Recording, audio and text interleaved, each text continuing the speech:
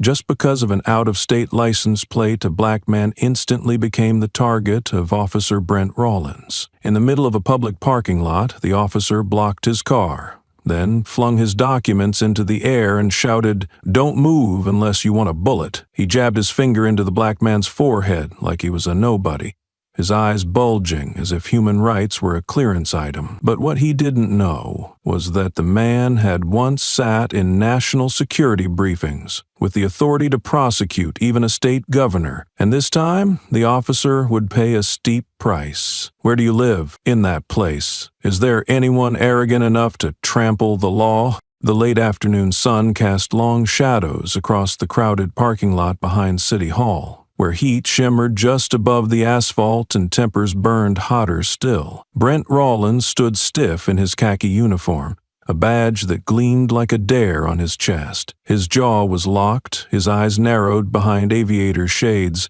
and his tone cut the air like gravel sliding over steel. "You need to move that car," he said flatly, not bothering with a greeting. His hand pointed at the black sedan parked neatly between two white lines. Radon didn't look up right away. He'd been checking the parking meter, reading the digital display twice just to be sure. When he did turn, his face was calm, unimpressed. "I'm within the limits," he said, lifting the receipt still warm from the machine. "Zone C, 2 hours left, printed 5 minutes ago." Brent's smirk twitched. "I don't care what the machine says," he replied. "That spot's not for someone like you. Not today." Radon blinked once, then smiled without humor. "Someone like me?" "You heard me," Brandt snapped. "Law around here wasn't written for suits who think they're too clean to get their hands dirty. You got a nice tie, nice car, but this town's got a different rhythm. You're not from here. You don't belong in the middle of it like you own the place." Radon stepped forward, just enough for the shadow of Brent's badge to land on his chest. "The law doesn't come in local editions," he said quietly, voice steady and grounded. "It's either right or wrong. There's no this town version of it." Brent's mouth curled. The small group of people around them, shoppers, passers-by, even a teenager on a skateboard, had begun to slow. Phones were raised. Subtle at first, screens glinted in the sun. A middle-aged woman lifted hers higher, catching the conversation mid-breath. "What the hell are you filming?" Brent barked, turning sharply. He lunged toward her without warning, grabbing for her phone. "Give me that." But he didn't finish the sentence. Radon's hand was there in a flash, not aggressive, not violent, just precise. He blocked Brent's reach and, with a single tap, captured the exact moment Brent's fingers clutched the woman's wrist. The shutter clicked. A frozen frame. Brent's expression was caught mid-snarl, half predator, half panic. The crowd inhaled together like a muscle flexing. "You're interfering with an officer," Brent snapped, voice rising, volume trying to outpace authority he was rapidly losing. "You people think cameras protect you? Think again." He turned, eyes darting from Radon to the others now clearly recording. Frustration seeped into his posture, into the way his hands clenched and unclenched like pistons building pressure. His next words came not from protocol, not from reason, but from somewhere darker. They were too loud, too raw, not meant to be said out loud, and yet they spilled out anyway. "If I sue," Brent said, spitting the words like venom, "doesn't matter if you're black, white, or green, y'all gonna be on your knees either way." The silence that followed was unlike anything Radon had ever heard. Not a silence of absence, but of weight, dense, unforgiving. It landed on the crowd, on the woman still clutching her phone, on the teenager's skateboard now stilled under his foot. Someone gasped. Someone else swore under their breath, but no one moved. Radon didn't raise his voice, didn't flinch.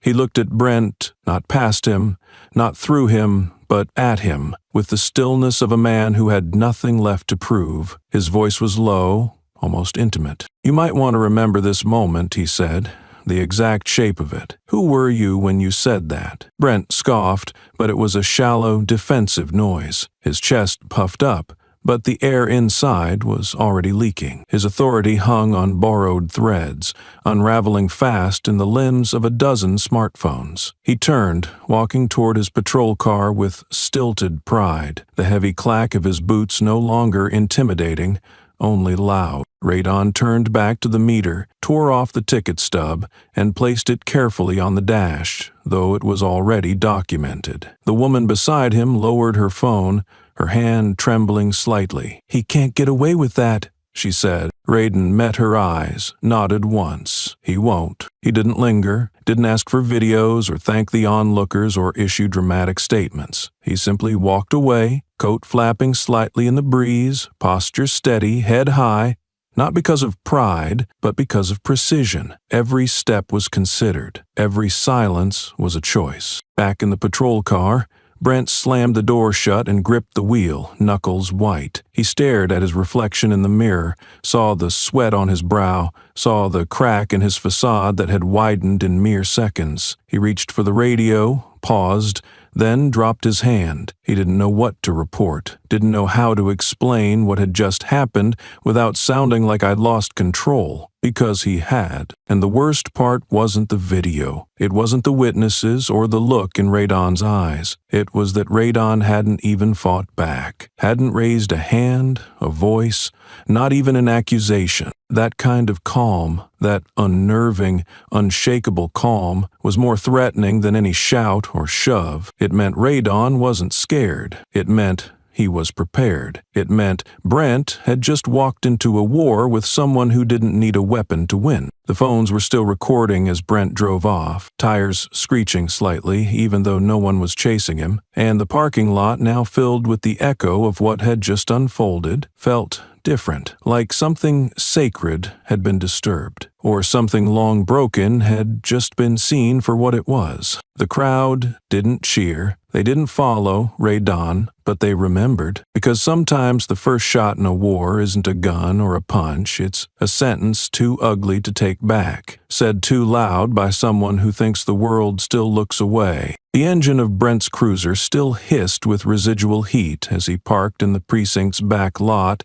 slamming the door with a force that made the glass windows rattle. His face was stone, but not the kind that conveyed control. This was the brittle kind, the surface over a volcano. The air in his lungs burned. He didn't speak to anyone as he stormed through the corridor, boots stomping like verdicts. The smirks of the staff melted into silence. Everyone knew that look. Sheriff Rollins was about to punish the world for making him feel small. He didn't go straight to his office.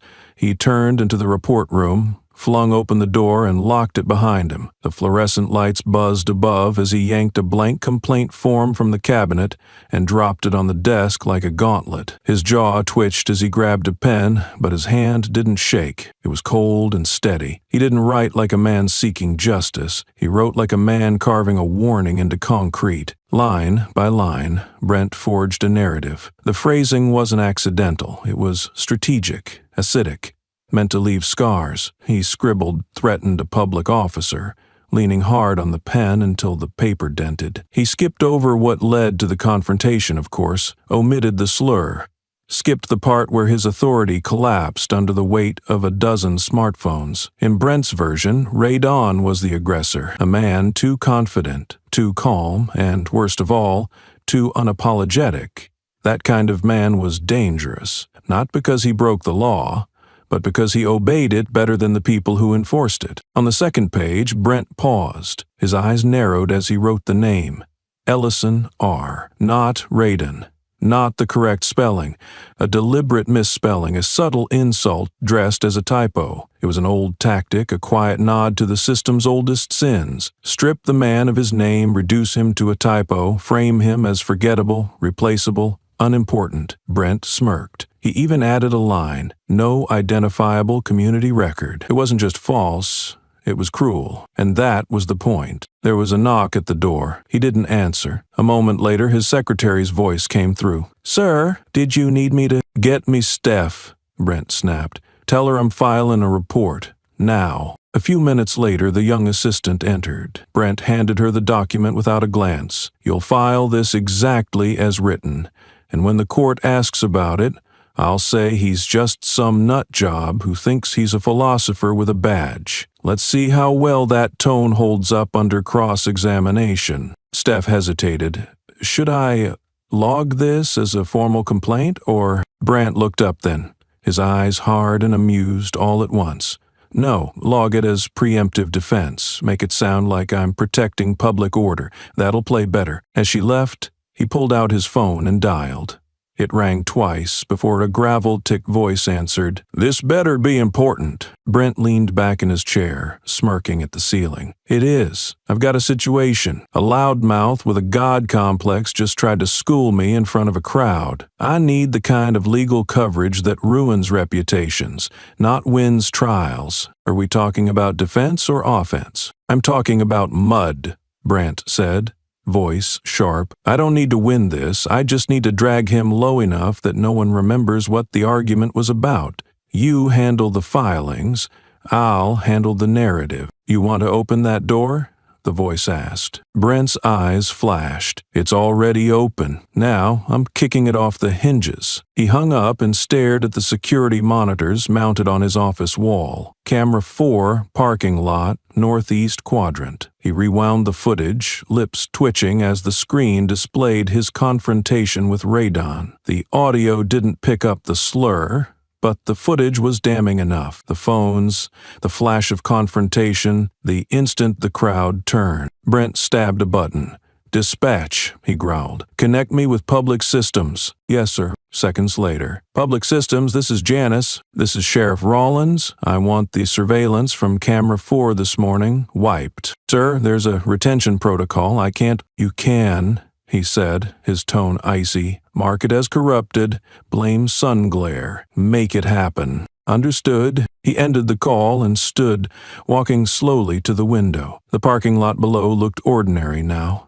Silent, empty, but the ghosts of humiliation still echoed across the pavement. Radon hadn't yelled, hadn't even cursed. He dismantled Brent with facts and silence. That was the worst kind of wound, the kind that couldn't be shown, only felt. Brent clenched his fists. Watching the sidewalk where it had all unraveled, he whispered under his breath, "You don't get to win. Not here. Not like that." And beneath the fury there was something darker still, a festering knowledge that this wasn't about the parking spot. Not really. It was about power, about what happens when a man with a badge sees his reflection and doesn't like what he finds. Brent had tasted public doubt for the first time, and it scorched him. So he did what men like him have always done, weaponized the system to make the truth irrelevant. The complaint was filed before sundown, labeled urgent, pushed through channels with invisible grease. Brent made sure it landed on the desk of Judge Terrence Bellow, a man who owed him favors, the kind earned in smoky back rooms over sealed envelopes. The system would bend. It always did. He just had to push hard enough. Back at his desk, Brent picked up the framed commendation on his shelf, Sheriff of the Year, 2018. He stared at it for a long moment, then flipped it face down. The reflection in the glass had started to look like someone else. Outside, the sky had begun to dim. The parking lot was quiet, the crowd long gone, the memory of their silence still echoing like a gavel that never had to fall. The silence that followed Brent's furious filing didn't echo into Radon's world. It didn't need to. Silence, for Radon, was never the absence of sound. It was the sharpening of attention, the folding of years into the spine of a man who had already lived too many moments like this. So when the knock came at his door and the envelope was handed to him by a courier with a badge and no eye contact, he took it without ceremony. No protest.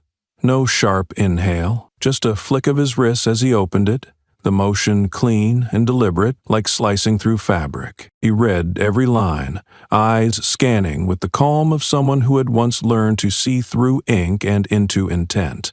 There it was, in legal print, dressed up to look official but bloated with agenda, an accusation of threatening a public officer. The irony didn't sting, it amused him. A smile, cool and dry, ghosted across his lips as he whispered, "Trying again? Ha! He didn't slam the papers down, didn't crumble them, or snap a photo for social commentary. Instead, he moved toward the metal filing cabinet that lined the back wall of his home office. It wasn't organized alphabetically, it was organized chronologically by trauma.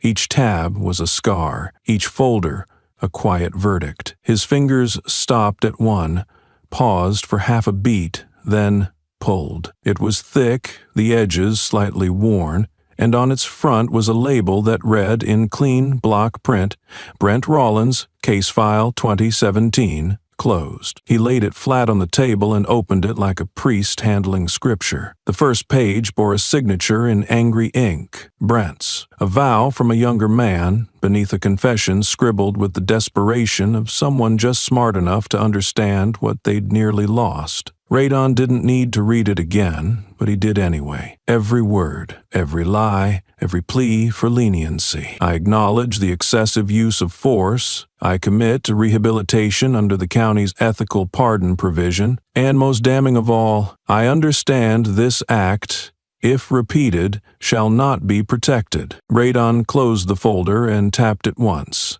as if sealing the past back into its container. Then he picked up his phone. Not a fancy one, no facial recognition or fingerprint reader, just a machine built for reliability. He scrolled through 3 contacts and stopped at one labeled Only D. Marshall. It rang twice. "I need access," Radon said. "No pleasantries, just the truth." The voice on the other end paused. "To what? The county-level ethical pardon database. Rollins, reopen it, under the breach clause." Another silence. "You're invoking it?" "I am." The voice on the line exhaled. "Understood. It'll trigger internal notifications. You're aware." Radon's voice didn't shift an inch. "That's the point." He hung up and moved without pause. Not urgency, intent. Down the hallway into the back of the house, where the lights didn't always work and the floor creaked like memory. He opened the old storage closet and pulled a key from beneath the floorboard, unlocking a black hard case that hadn't been moved in years. Dust clung to it like regret. When he opened it, there was no weapon. No stack of files, just one aging tape recorder and a bundle of documents bound in red thread. These weren't copies. These were originals. Originals he had kept not out of distrust, but out of precision. He carried the case to his desk and unpacked it with ritualistic care. The recorder still worked. Battery acid dried in the compartment, but the mechanism was solid. He pressed play, let it whir for a few seconds. A voice burst through the speakers. Young Brent from 6 years ago, pleading in a tone he probably no longer remembered he could make. "I didn't mean to." He was resisting. "I swear, I swear, I swear, I swear." It had to be said. "Look, I lost it, okay? But I won't again. I swear." Radon stopped the tape. Not out of mercy, out of strategy. This wasn't about proving something to himself. It was about reminding the system that it had a memory. And that memory had witnesses. He crafted the email with the precision of a scalpel. No dramatics, no hyperbole. Just facts. Attached were the scans, the audio, the sworn oath, and the subject line, so crisp it sliced, verification request. Rollins' record duplication pattern behavior. He didn't CC anyone, didn't BCC watchdogs or forward it to the press. He sent it straight to the municipal email of Brent's workplace, the same office where the sheriff likely strutted past secretaries like he was carved from the law itself. He sat back and exhaled, not relief, not satisfaction, but calibration. Brent had thrown the first stone again, but this time, Radon didn't intend to dodge it. He intended to let the stone hit, let the world see it strike, and then show them the hand that threw it already bore the prints of past damage. There would be no rage, no raised voice, just Radon standing still, as the weight of 6 years landed exactly where it needed to. Because power wasn't in the punch, it was in restraint, in silence that had teeth, in records that never faded. And Brent, for all his fury, hadn't learned. You don't attack a man who never flinched the first time. If Radon's silence had been a scalpel, slicing through the layers of Brent's facade with quiet precision, then Brent's entrance into the courtroom was a grenade lobbed with a grin. He didn't just walk in, He made an entrance, as though the hearing were a stage and the judge, bailiff, and spectators were merely contestants in a show he was born to host. The doors opened wide, and Brent strode through with the swagger of someone who still believed applause would follow his footsteps. His boots echoed louder than necessary, each step calibrated for maximum performance. The smirk was already there, chiseled into his jaw like a birthmark, and as his eyes swept across the room, he laughed. Not politely, not nervously, but with the self-satisfied volume of a man who thought consequence was for other people. "Well," he announced to the room as if delivering the opening line of a comedy roast, "looks like today's lesson is all about respect.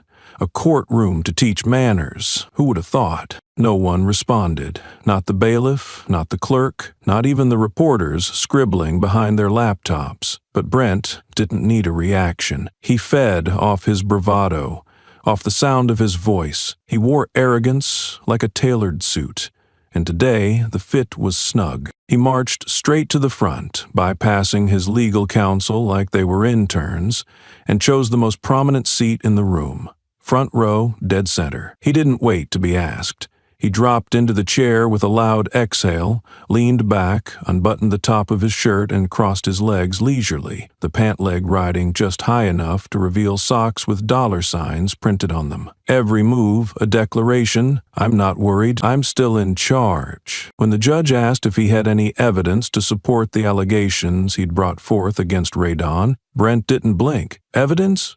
he chuckled, spreading his arms wide. "Your Honor, I am the evidence, a living, breathing example of what happens when decency is tested." The judge frowned, but Brent didn't pause. He licked his teeth and leaned forward slightly. "See, some folks," he said loudly enough for the back rows to hear, "think that just because they can quote a law book, they understand order. But there's more to running a town than quoting statutes and walking around like you're the second coming of Gandhi." He turned deliberately to face the crowd, eyes landing on a few familiar local officials and a reporter he recognized from the morning headlines. He winked. Then, loud enough for their cameras to catch, he muttered, "It's just another flashy black guy trying to act noble. Give it a week, he'll burn out like the rest." Gasps rippled through the back of the room.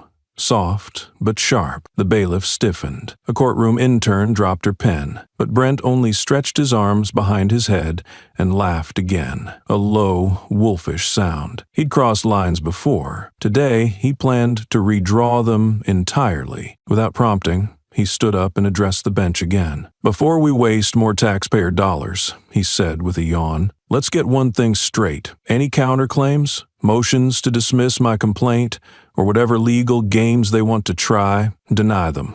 All of them, up front. I'm not here to play ping pong. I'm here to put that man in his place." The judge raised a brow. "You're asking the court to throw out legal responses before they're even presented?" Brent's grin widened. "Exactly. That's how you keep clowns from hijacking the spotlight." The room simmered. The temperature didn't rise. It curdled. Tension thickened, not from shouting, but from disbelief, from the sheer gall of watching a man confuse his former status for untouchability. And then the doors opened again. Radon entered without fanfare. No suit, no tie, no theatrics, just a black-collared shirt, clean slacks, and a quiet stillness that moved with him like a shadow made of stone. He didn't look left or right, didn't acknowledge the murmurs. He walked with a purpose, so unshakable it silenced even Brent's smirking mouth for half a second. But the sheriff found his voice again, leaning toward him with a crooked smile as Radon took his place across the aisle. "Well, look who it is,"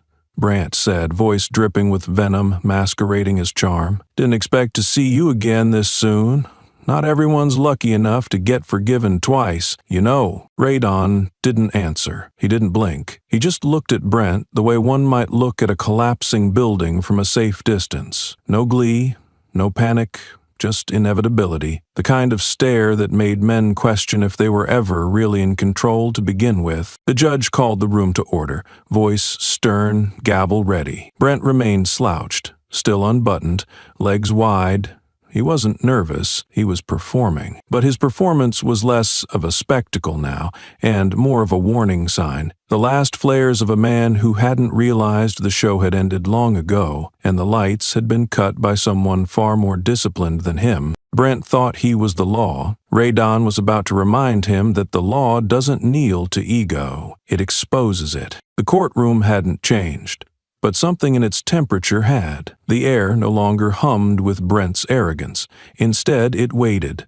dense and waited, as Radon remained silent even after Brent's provocations. He didn't flinch, didn't smirk, didn't offer a counter-narrative. He simply sat, still and patient, while the storm of bluster blew itself out across the aisle. When the judge gave him the floor, Radon didn't rush to fill it. He stood slowly, adjusting nothing, fixing no tie because there wasn't one to fix. His silence carried more poise than any theatrics could conjure. He didn't begin with a statement, he began with a question.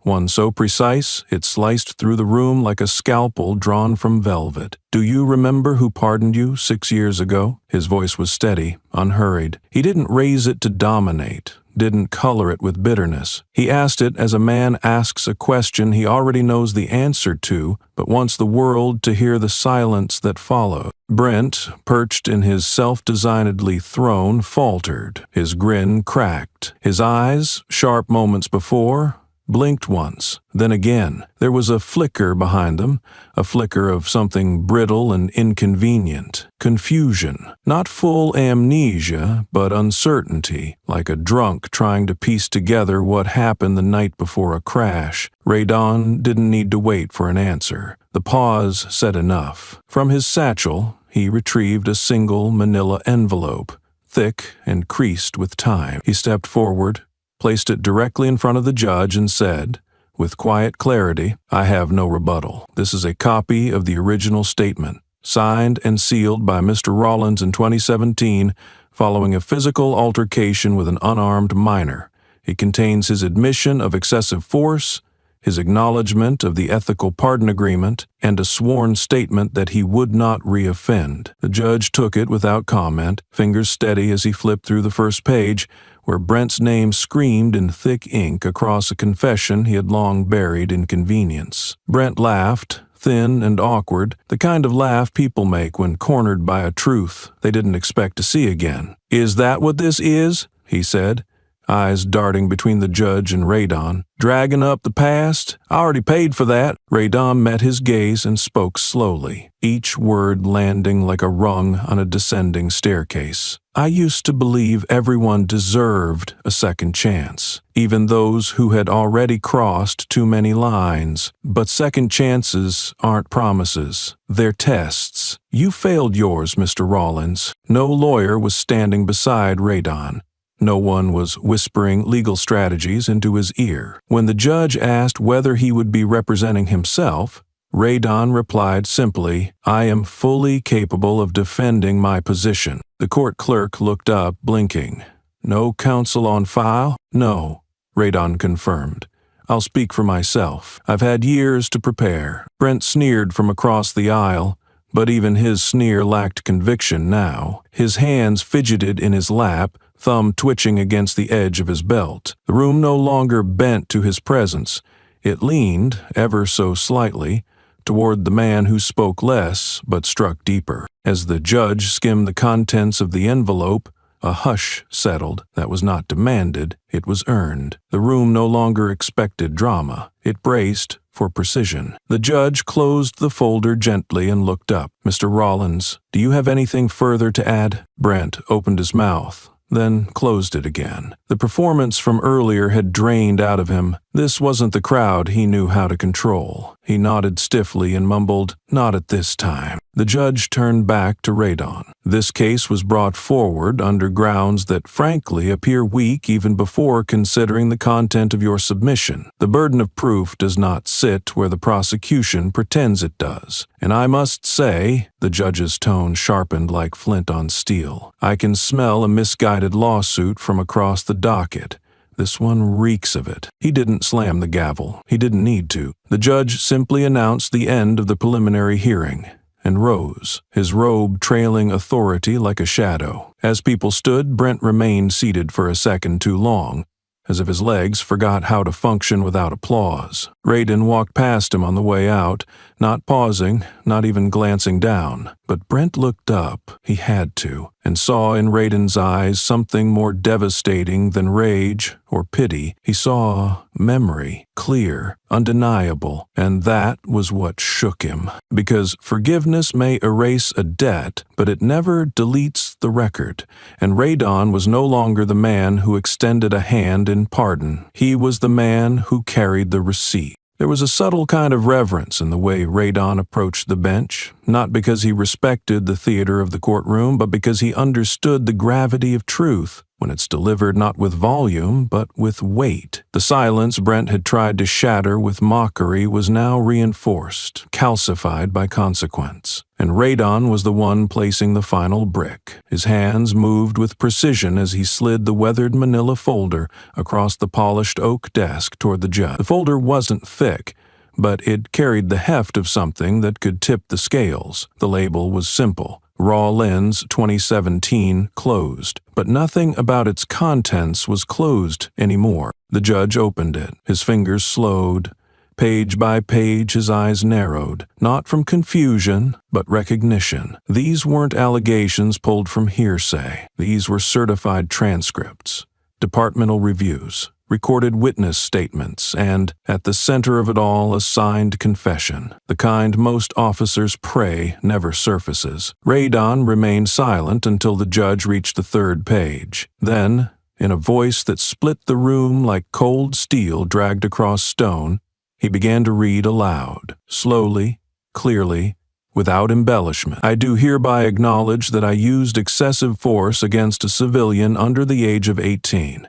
I recognize the breach of protocol and ethics, and I accept the disciplinary review with understanding that a repeated violation will nullify any future appeal or leniency granted. I hereby affirm that I will not reoffend. Signed, Brent Rollins. Gasps murmured through the gallery. It was one thing to suspect a man of abuse. It was another to see his name beneath his confession, scrawled in slanted ink that still looked fresh with guilt. Brent shifted in his seat, suddenly aware of how tight the room had become, how small his words now sounded compared to the silence swallowing them. Radon didn't stop there. He turned another page, tapped it gently, as if waking it from years of sleep, and read, I don't know how I'll live if this ever gets out. The department, my family, they'll never see me the same again. Brent snapped. That's enough, he barked, leaping to his feet. In one aggressive motion, he reached across the bench and yanked the file from the judge's hands. The room recoiled.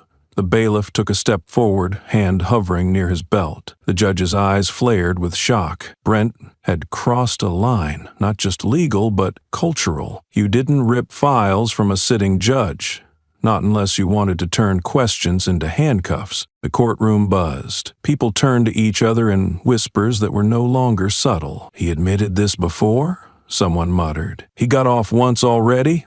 Another whispered. The energy shifted from curiosity to disbelief. The sheriff, the symbol of authority in their town, had just proven he wasn't above the very thing he was now trying to suppress. Radon remained still. His calm didn't break. It deepened. There was no pleasure in his face, no triumph in his eyes, just that same steady gaze, the gaze of a man who had waited long enough for the truth to stop being a secret. He stepped back from the bench and addressed the room, not with volume, but with precision. I didn't come here to destroy Mr. Rollins. That was never my aim, but he's done a better job at it than I ever could. It wasn't a zinger. It wasn't even meant to sting, but that's what made it cut deeper. The honesty in it disarmed the room in a way Brent never could. No insult, no threat, just the blunt fact that when a man refuses to evolve, his destruction becomes self-cotonou. Brent, still clutching the folder like a drowning man holding a brick, tried to compose himself. I thought this was about a parking violation, he said, half laughing, half daring the judge to correct him. But the courtroom didn't laugh. It pulsed with doubt, with disappointment, with the quiet fury of people who now understood that their trust had been misplaced, and worse, exploited. Radon returned to his seat. No flourish, no bow. The judge cleared his throat, voice low but sharp. This document changes the framework of this case significantly. The pattern here is no longer circumstantial. It's institutional, and I advise all counsel present to prepare for a procedural review of previous internal affairs record. Brent's face paled. His arrogance began to recede like water down a drain. Slowly at first, then with a swirl of panic. He glanced at his attorney, but the man's expression was neutral now. Distant, professional, but detached. Radon didn't need to argue anymore. The evidence was doing that for him. As the judge adjourned the hearing, murmurs filled the space left by his exit. Brent remained seated longer than anyone, still gripping the folder that had once been his shield and now served as a mirror, one that showed not what he wanted to see, but what he had always refused to confront. Radon stood, nodded once to the clerk, and walked out, not triumphant, not vindicated, just grounded, because this wasn't a victory. It was a rebalancing, a door reopened not for revenge, but for accountability. And Brent, the man who once thought the system bent for him, now stood at the center of it, exposed by the very words he thought the world had forgotten. The door of the courtroom hadn't even shut behind him before Brent felt the sting of exposure again. But this time, it didn't come from a judge or a folder thick with truths. It came from a lens, cold, unblinking, waiting. The flashbulb, it didn't go off, but the tension cracked like thunder. One reporter stood directly in his path, microphone already raised like a dagger tipped with questions sharpened overnight. Brent tried to walk past, but the voice came hard and fast, clean and surgical. "Sheriff Rollins," she said, tone clipped and focused. "Did you file a lawsuit against the man who pardoned you 6 years ago just because your ego got bruised in a parking lot?" The question dropped like a bomb, not asked for balance, not for context.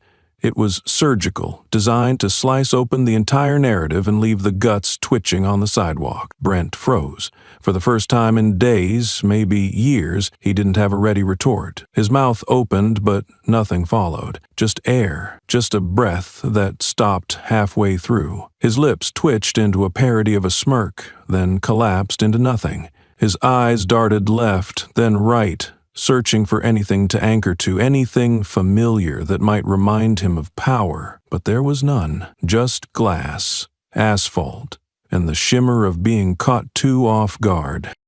Behind him, another sound, quieter, more deliberate. Radon. No announcement, no stride of dominance. He had simply walked out after Brent, phone in hand, and taken a single photo. One frame. Brent, shoulders curled, eyes blinking into confusion, 1 foot halfway into a step backward. It wasn't a picture of guilt. It was worse. It was the image of retreat. Radon didn't say a word. He didn't gloat.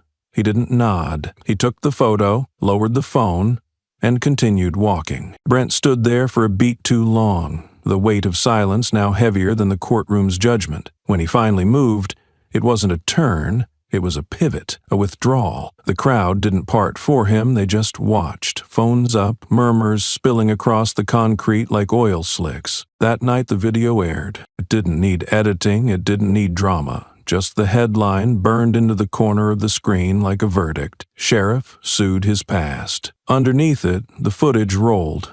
Brent walking out, the reporter's questions slicing through the quiet, his frozen expression captured in real time. Then the photo, Radon's photo, uploaded to news aggregators and comment threads within minutes. It wasn't violent, it wasn't even dramatic, but it was viral. It was clear, and it was damning. Brent watched it from the leather couch in his den, a tumbler of something brown and burning in one hand, the remote in the other. The screen showed his face, then his silence, then Radon's quiet precision. Again and again, over and over, on loop, like the universe had decided to play his lowest moment on every screen it could find. Then something in him snapped. He hurled the tumbler first, the glass exploding against the edge of the entertainment console, then the remote. Then, with a roar born not of rage but humiliation, he launched himself toward the TV and slammed it off the stand. It cracked, screamed, died in a hiss of pixels and static. The screen went black, but the echo didn't fade. "Why won't he fight back?" Brent screamed. voice raw, shredded at the edges. Why won't he swing? Why doesn't he hit? But no answer came, not from the broken screen, not from the walls, and certainly not from Ray Don, because Ray Don never raised his hand, never raised his voice. He didn't swing, he didn't shout, he just stood, present, constant, and that was the part Brent couldn't survive. You can defend yourself from violence, you can counter a scream, but you can't silence the weight of someone who refuses to play your game and still wins. And Brent, for all his years of holding authority like a weapon, had never learned how to fight silence. The next morning, the headlines spread further. Talk shows picked it up. Commentators leaned into the absurdity, the irony, the tragedy. A sheriff with a known record of violence, caught trying to litigate the very man who had once saved his skin. Not metaphorically, not legally, actually. They played the same quote again. He sued the man who spared him. It wasn't just news, it was narrative. And Brent wasn't the author anymore. The fragments of Brent's shattered image still lingered in the public's eye, looping endlessly across digital timelines, but it was behind closed doors where the foundation of his authority truly began to crumble. Public shame was visible, loud, and performative. Private doubt?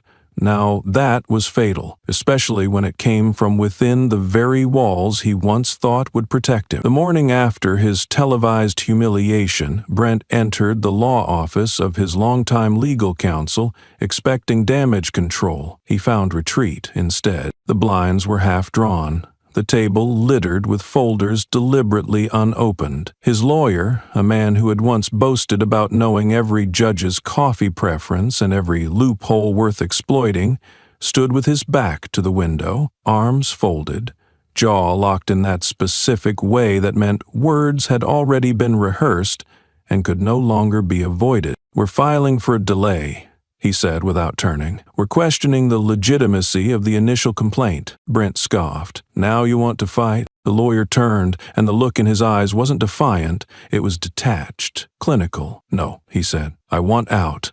But for now, we stall. You didn't tell me the full story, that video, the prior file, the signed confession. You handed me a hollow case wrapped in ego, and you expected me to argue it like truth." Brent's mouth twisted. "I'm the sheriff of this town, or I was. I held this place together when no one else could. I enforced the law when they were too scared to." "You manipulated the law," the lawyer snapped, louder now, his restraint cracking. "You bent it to fit your pride. That's not justice. That's theater. And we're not actors, Brent. We're officers of the court. We don't stage trials to avenge bruised egos." Brent slammed his hand on the desk. "They don't understand what it takes to keep order. These people with their desk jobs, their clean hands, they judge me like they've been in my shoes. But they haven't. They never have. And neither have you, apparently," the lawyer said, shaking his head. "You didn't tell me about Radon's file, about what you signed, about the deal you begged for and got. I can't defend what I didn't know existed." As if summoned by fate, a knock at the office door followed soft, deliberate. A clerk entered, holding a manila envelope marked with Radon's initials. The lawyer opened it, skimmed the contents, and turned pale. Inside was a full declaration, typed, dated, and authenticated, filed by Radon with the court, disclosing a document that implicated Brent's current lawyer as the same counsel who had brokered Brent's ethical pardon back in 2017. "You were the one who helped cover the first mess," Radon's note read. "I thought you'd want to see how well history holds up under sunlight." The lawyer didn't speak for a full 30 seconds. Then he looked up, his voice a whisper. He knew this would lead here. Brent leaned forward, aggressive. "So what? He's clever.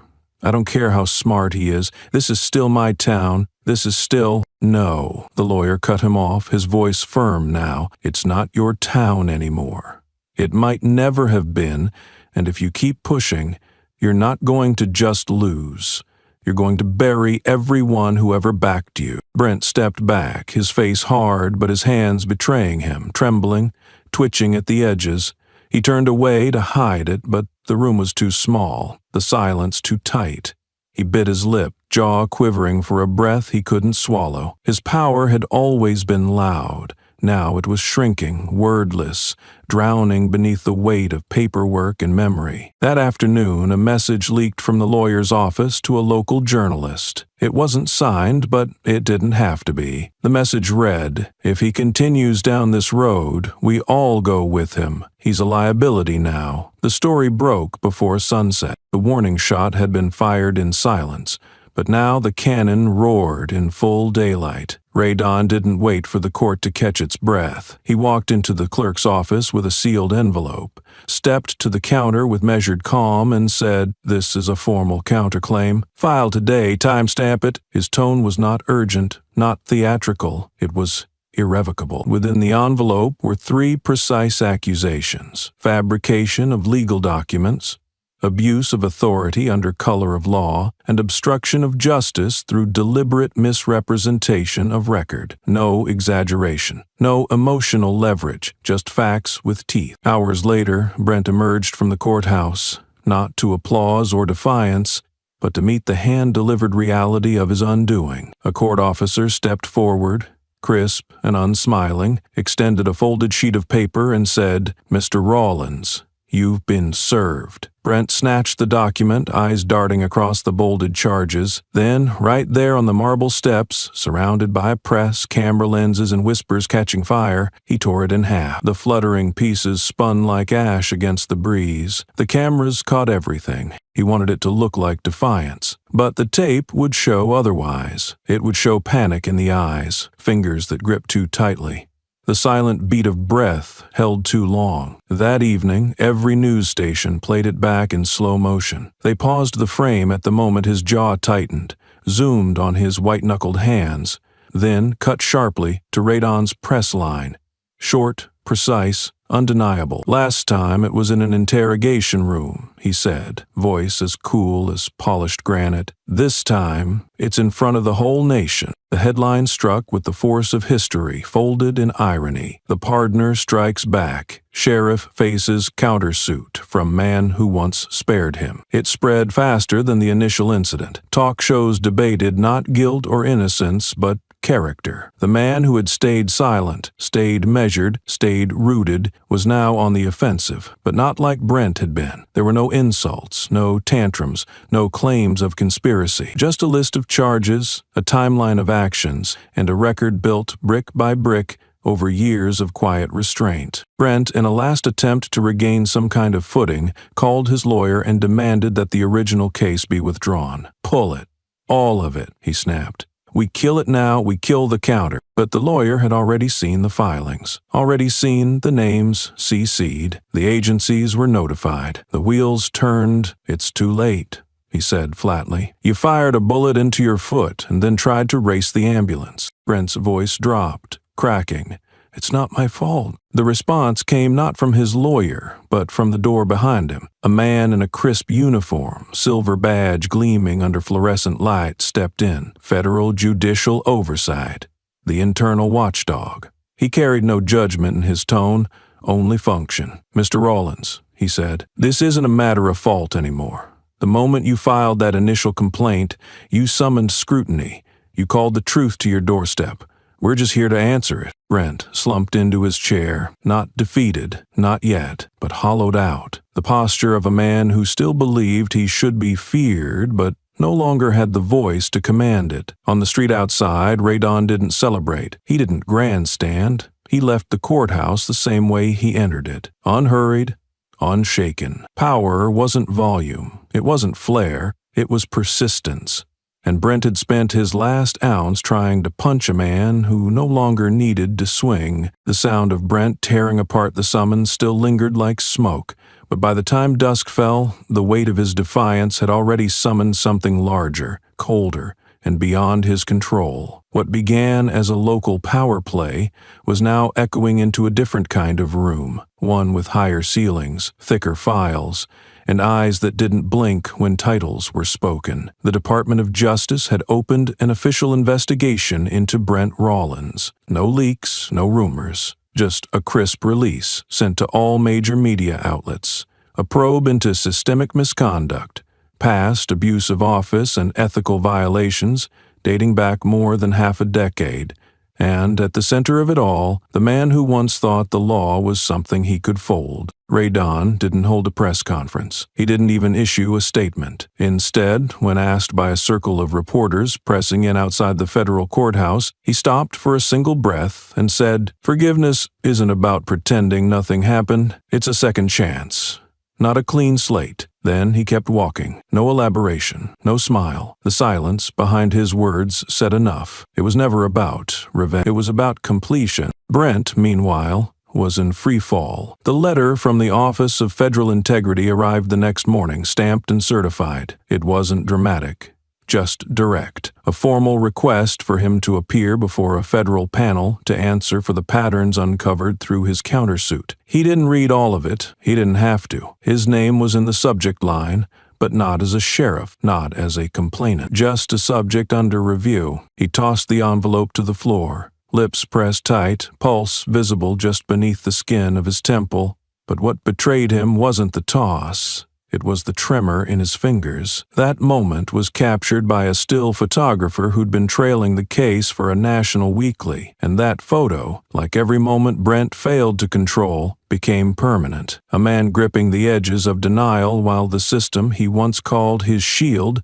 now turned its lens inward. That same afternoon, in a hushed federal courtroom lit not by spotlight but by clinical fluorescence, a judge, older, sharper, and unimpressed by badges, spoke into the silence. "This is no longer a dispute between individuals," she said. "This is a benchmark for what our institutions tolerate. It is not just about behavior. It is about thresholds." Her words weren't loud, but the room leaned in anyway. Brent sat through the session like a statue, beginning to crack. Sweat at his collar, knuckles pale where they gripped the armrests, gaze flicking toward every face that didn't flinch when they looked back. His aura had shrunk. His name no longer echoed with dominance. It dragged behind him like a sentence not yet spoken. It tried to call in a favor, dialed numbers he hadn't used in years. One rang long enough to be answered. A voice on the other end, familiar but colder, answered with a pause. "It's Brent," he said quickly. "I need a pathway out of this. A quiet deal, something clean." The voice sighed. "You shouldn't have started something you couldn't finish." "I didn't think," Brent began. "You never did," the voice cut in. "And now you've gone too far. I can't help you. No one can. You buried the last bridge under paperwork and pride." The line went dead. When Brent returned to court the next day, the seats were fuller than usual, not with townsfolk, but with analysts, clerks from federal agencies, a few unelected ghosts from his past. They didn't come to see a sheriff. They came to witness a reckoning. Radon was already there, seated with a quiet calm, a closed laptop on the table before him. He waited until the judge asked if he had any final exhibits. Then, with the slow certainty of a man who never rushed truth, he opened his computer and cued a single video file. The screen lit up. A school auditorium appeared. Kids are sitting cross-legged. Brent Rollins standing at a podium, uniform clean, badge polished, speaking into a microphone like he was passing down sacred wisdom. "No one," the younger Brent said, smiling, "no one is above the law. Not me, not you. That's what makes this country work." Radon didn't turn to face him. He didn't need to. He just closed the laptop, met the judge's gaze, and sat back. And Brent, sitting across from his past, finally understood. The only thing louder than guilt is the echo of your own forgotten truth coming back to testify. The video of Brent's old speech had barely faded from the screen before the public turned its gaze inward. Not toward a man, but toward the crumbling idea of him. Headlines no longer referred to him by title. No Sheriff Rollins, no Chief of Enforcement. Just the man under ethics review, printed in stark sans serif fonts across every national feed. The erasure was not done with malice. It was done with precision, as though the media had collectively agreed that authority could no longer coexist with contradiction. And Brent, for all his attempts to claw back relevance, was now being narrated in third person by a world that had stripped him of all formal names. It was a deliberate tensing of societal muscle. To name someone is to grant presence, and presence, once undeserved, must be revoked. So Brent became the former official, the subject of investigation, the man accused. His title, once welded to every sentence that described him, now existed only in dusty files and bitter memories. When reporters mentioned him, it was only after referring to Radon first. The narrative had shifted. The gravity had realigned. Brent was no longer a man in command, he was a cautionary tale unfolding in real time. That shift wasn't just linguistic.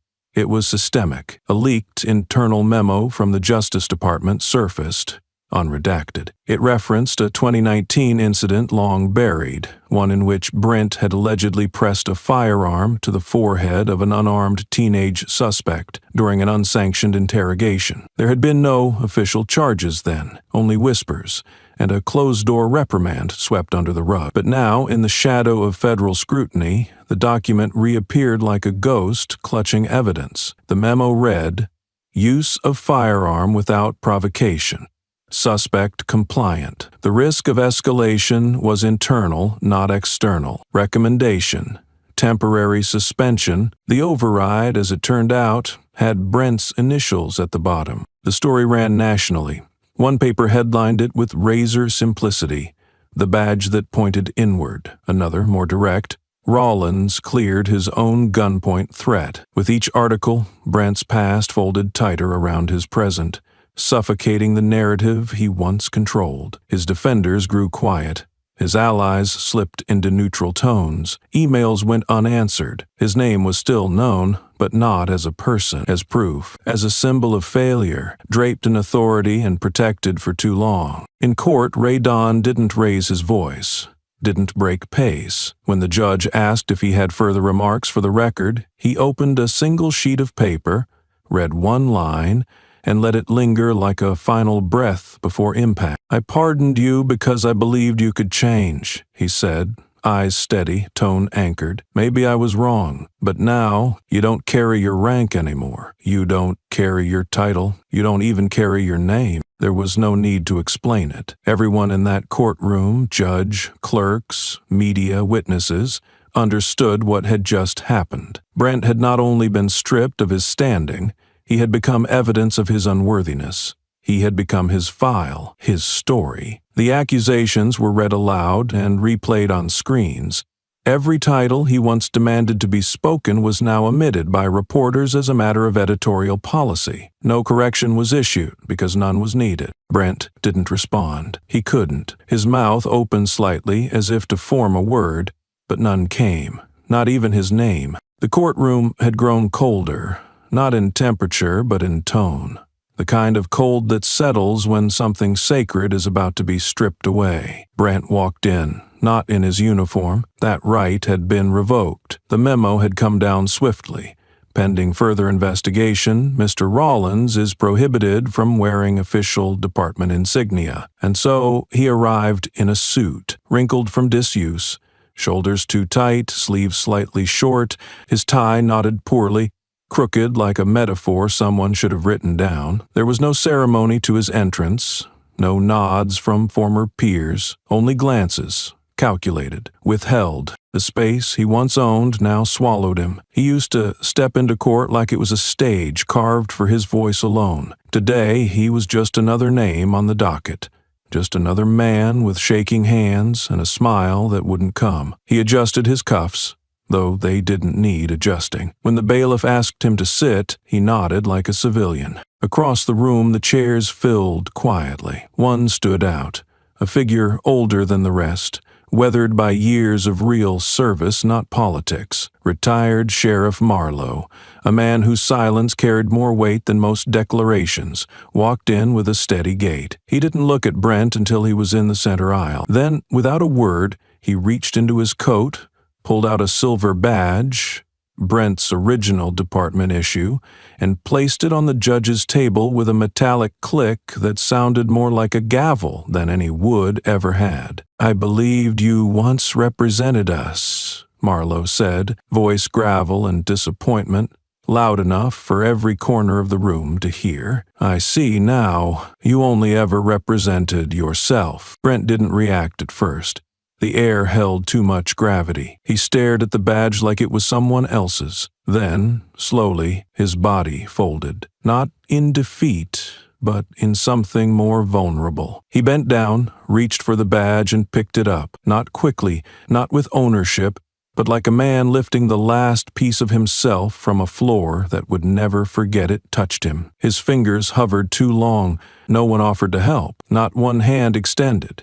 Not even from those who had once backed him with unwavering loyalty. Radon didn't move at first, but then, deliberate and steady, he rose to his feet. No notes in hand, no folder. He didn't speak to the room. He addressed only Brent. His eyes weren't cold. They were exact. "There was a time I bowed my head," Radon said, his voice sharp as breath held too long. "Not to men, not to rank, but to the principle. I did it when I believed in something greater than myself. I bowed because I believed we were servants of a code that outlived us." He paused. "Today, you bow, but not for truth, not for justice. You bow because you lost the right to stand tall." The room didn't erupt. It didn't need to. No applause followed, no gasps. It was worse than that. It was quiet. The kind of quiet that meant the symbolism had landed with full force. Brent remained hunched, the badge a dead weight in his palm. He didn't rise again until the session ended, and even then he stood slower, heavier, like his spine had finally been introduced to consequence. Behind him, someone snapped a photograph, not for a headline, but for history. The man who once walked taller than his oath now stood alone, holding a symbol that no longer claimed him. The echo of Radon's voice still lingered in the hallway as Brent stepped out of the courthouse, the badge still burning in his palm like a forgotten relic. He walked not with purpose, but with the slack gait of someone moving simply because stillness might draw more eyes. His tie remained crooked, his collar collapsed inward, and the leather of his belt creaked slightly under the weight of a gut clenched not by anger, but shame. The corridor narrowed as it reached the parking lot, where daylight no longer looked like freedom but exposure. There, near the edge of the asphalt, Radon stood quietly beside his car. He didn't check his watch, didn't unlock his door. He just stood with the stillness of someone who had learned to let silence do the talking. The moment was not staged, not timed, not planned, but the world has a way of drawing perfect lines when the lies run out. Brent saw him, hesitated, then approached like a storm that had long since spent its rage. His feet dragged, his jaw tightened, his face pale beneath the weight of lost identity. When he came within a breath's distance,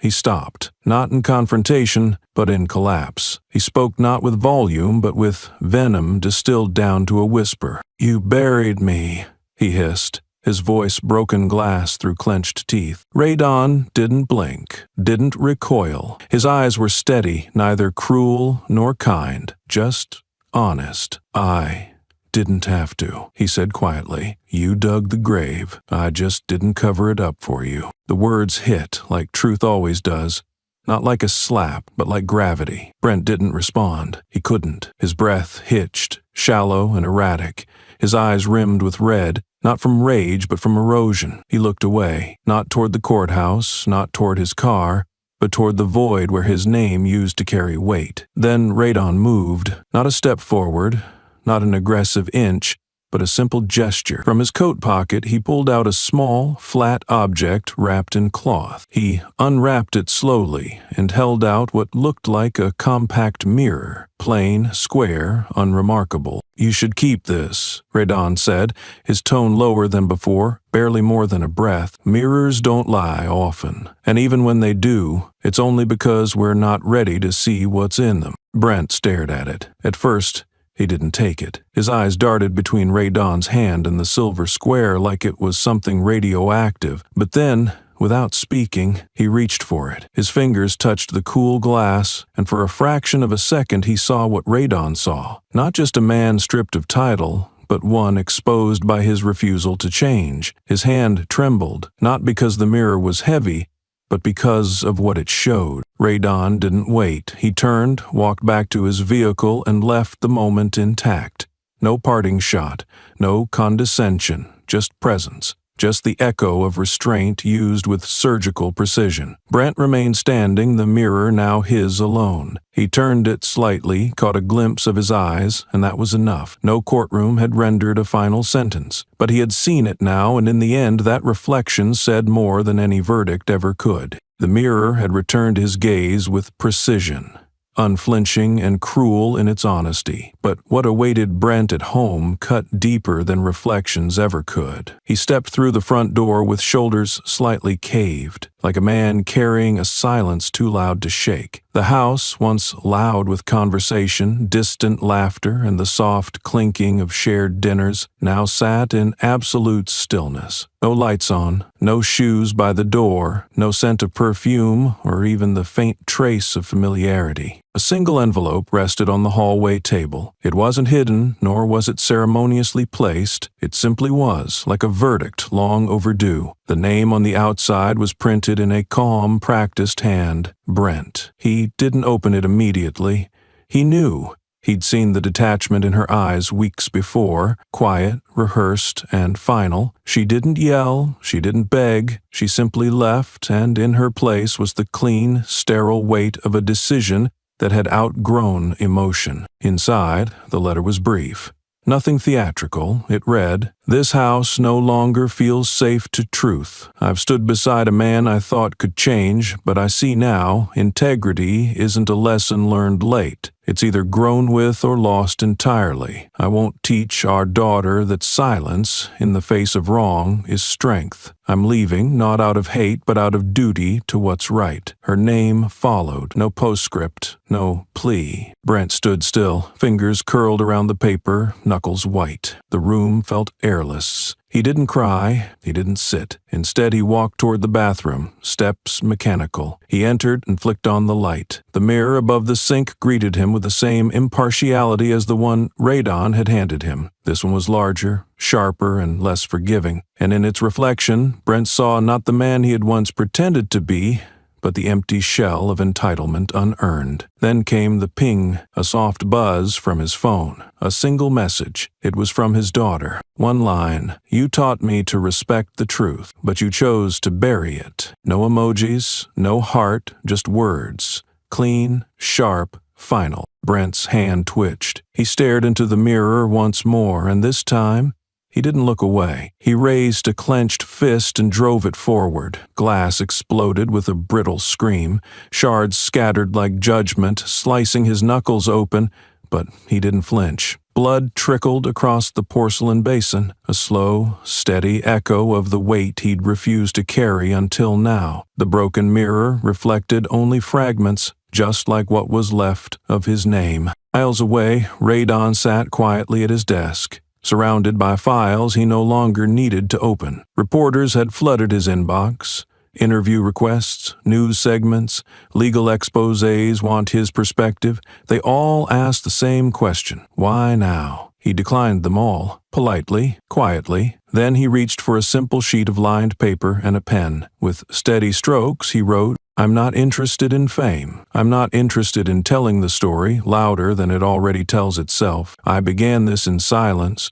I intend to end it the same way. The truth doesn't need a spotlight. It needs a spine." He signed it only with his initials, folded it once, and sent it to a legal podcast that had covered the case without sensationalism. There were no cameras outside his house, no swarming microphones, just quiet. He sat back, eyes closed, letting the stillness cradle him. He didn't need headlines. He didn't need applause. Brent had chased noise his entire life, but in the end it was Radon's silence that stood tallest. The shattered mirror had barely stopped ringing in Brent's ears when the world outside began spinning faster than he could chase. News vans lined up like wolves outside the federal courthouse that morning.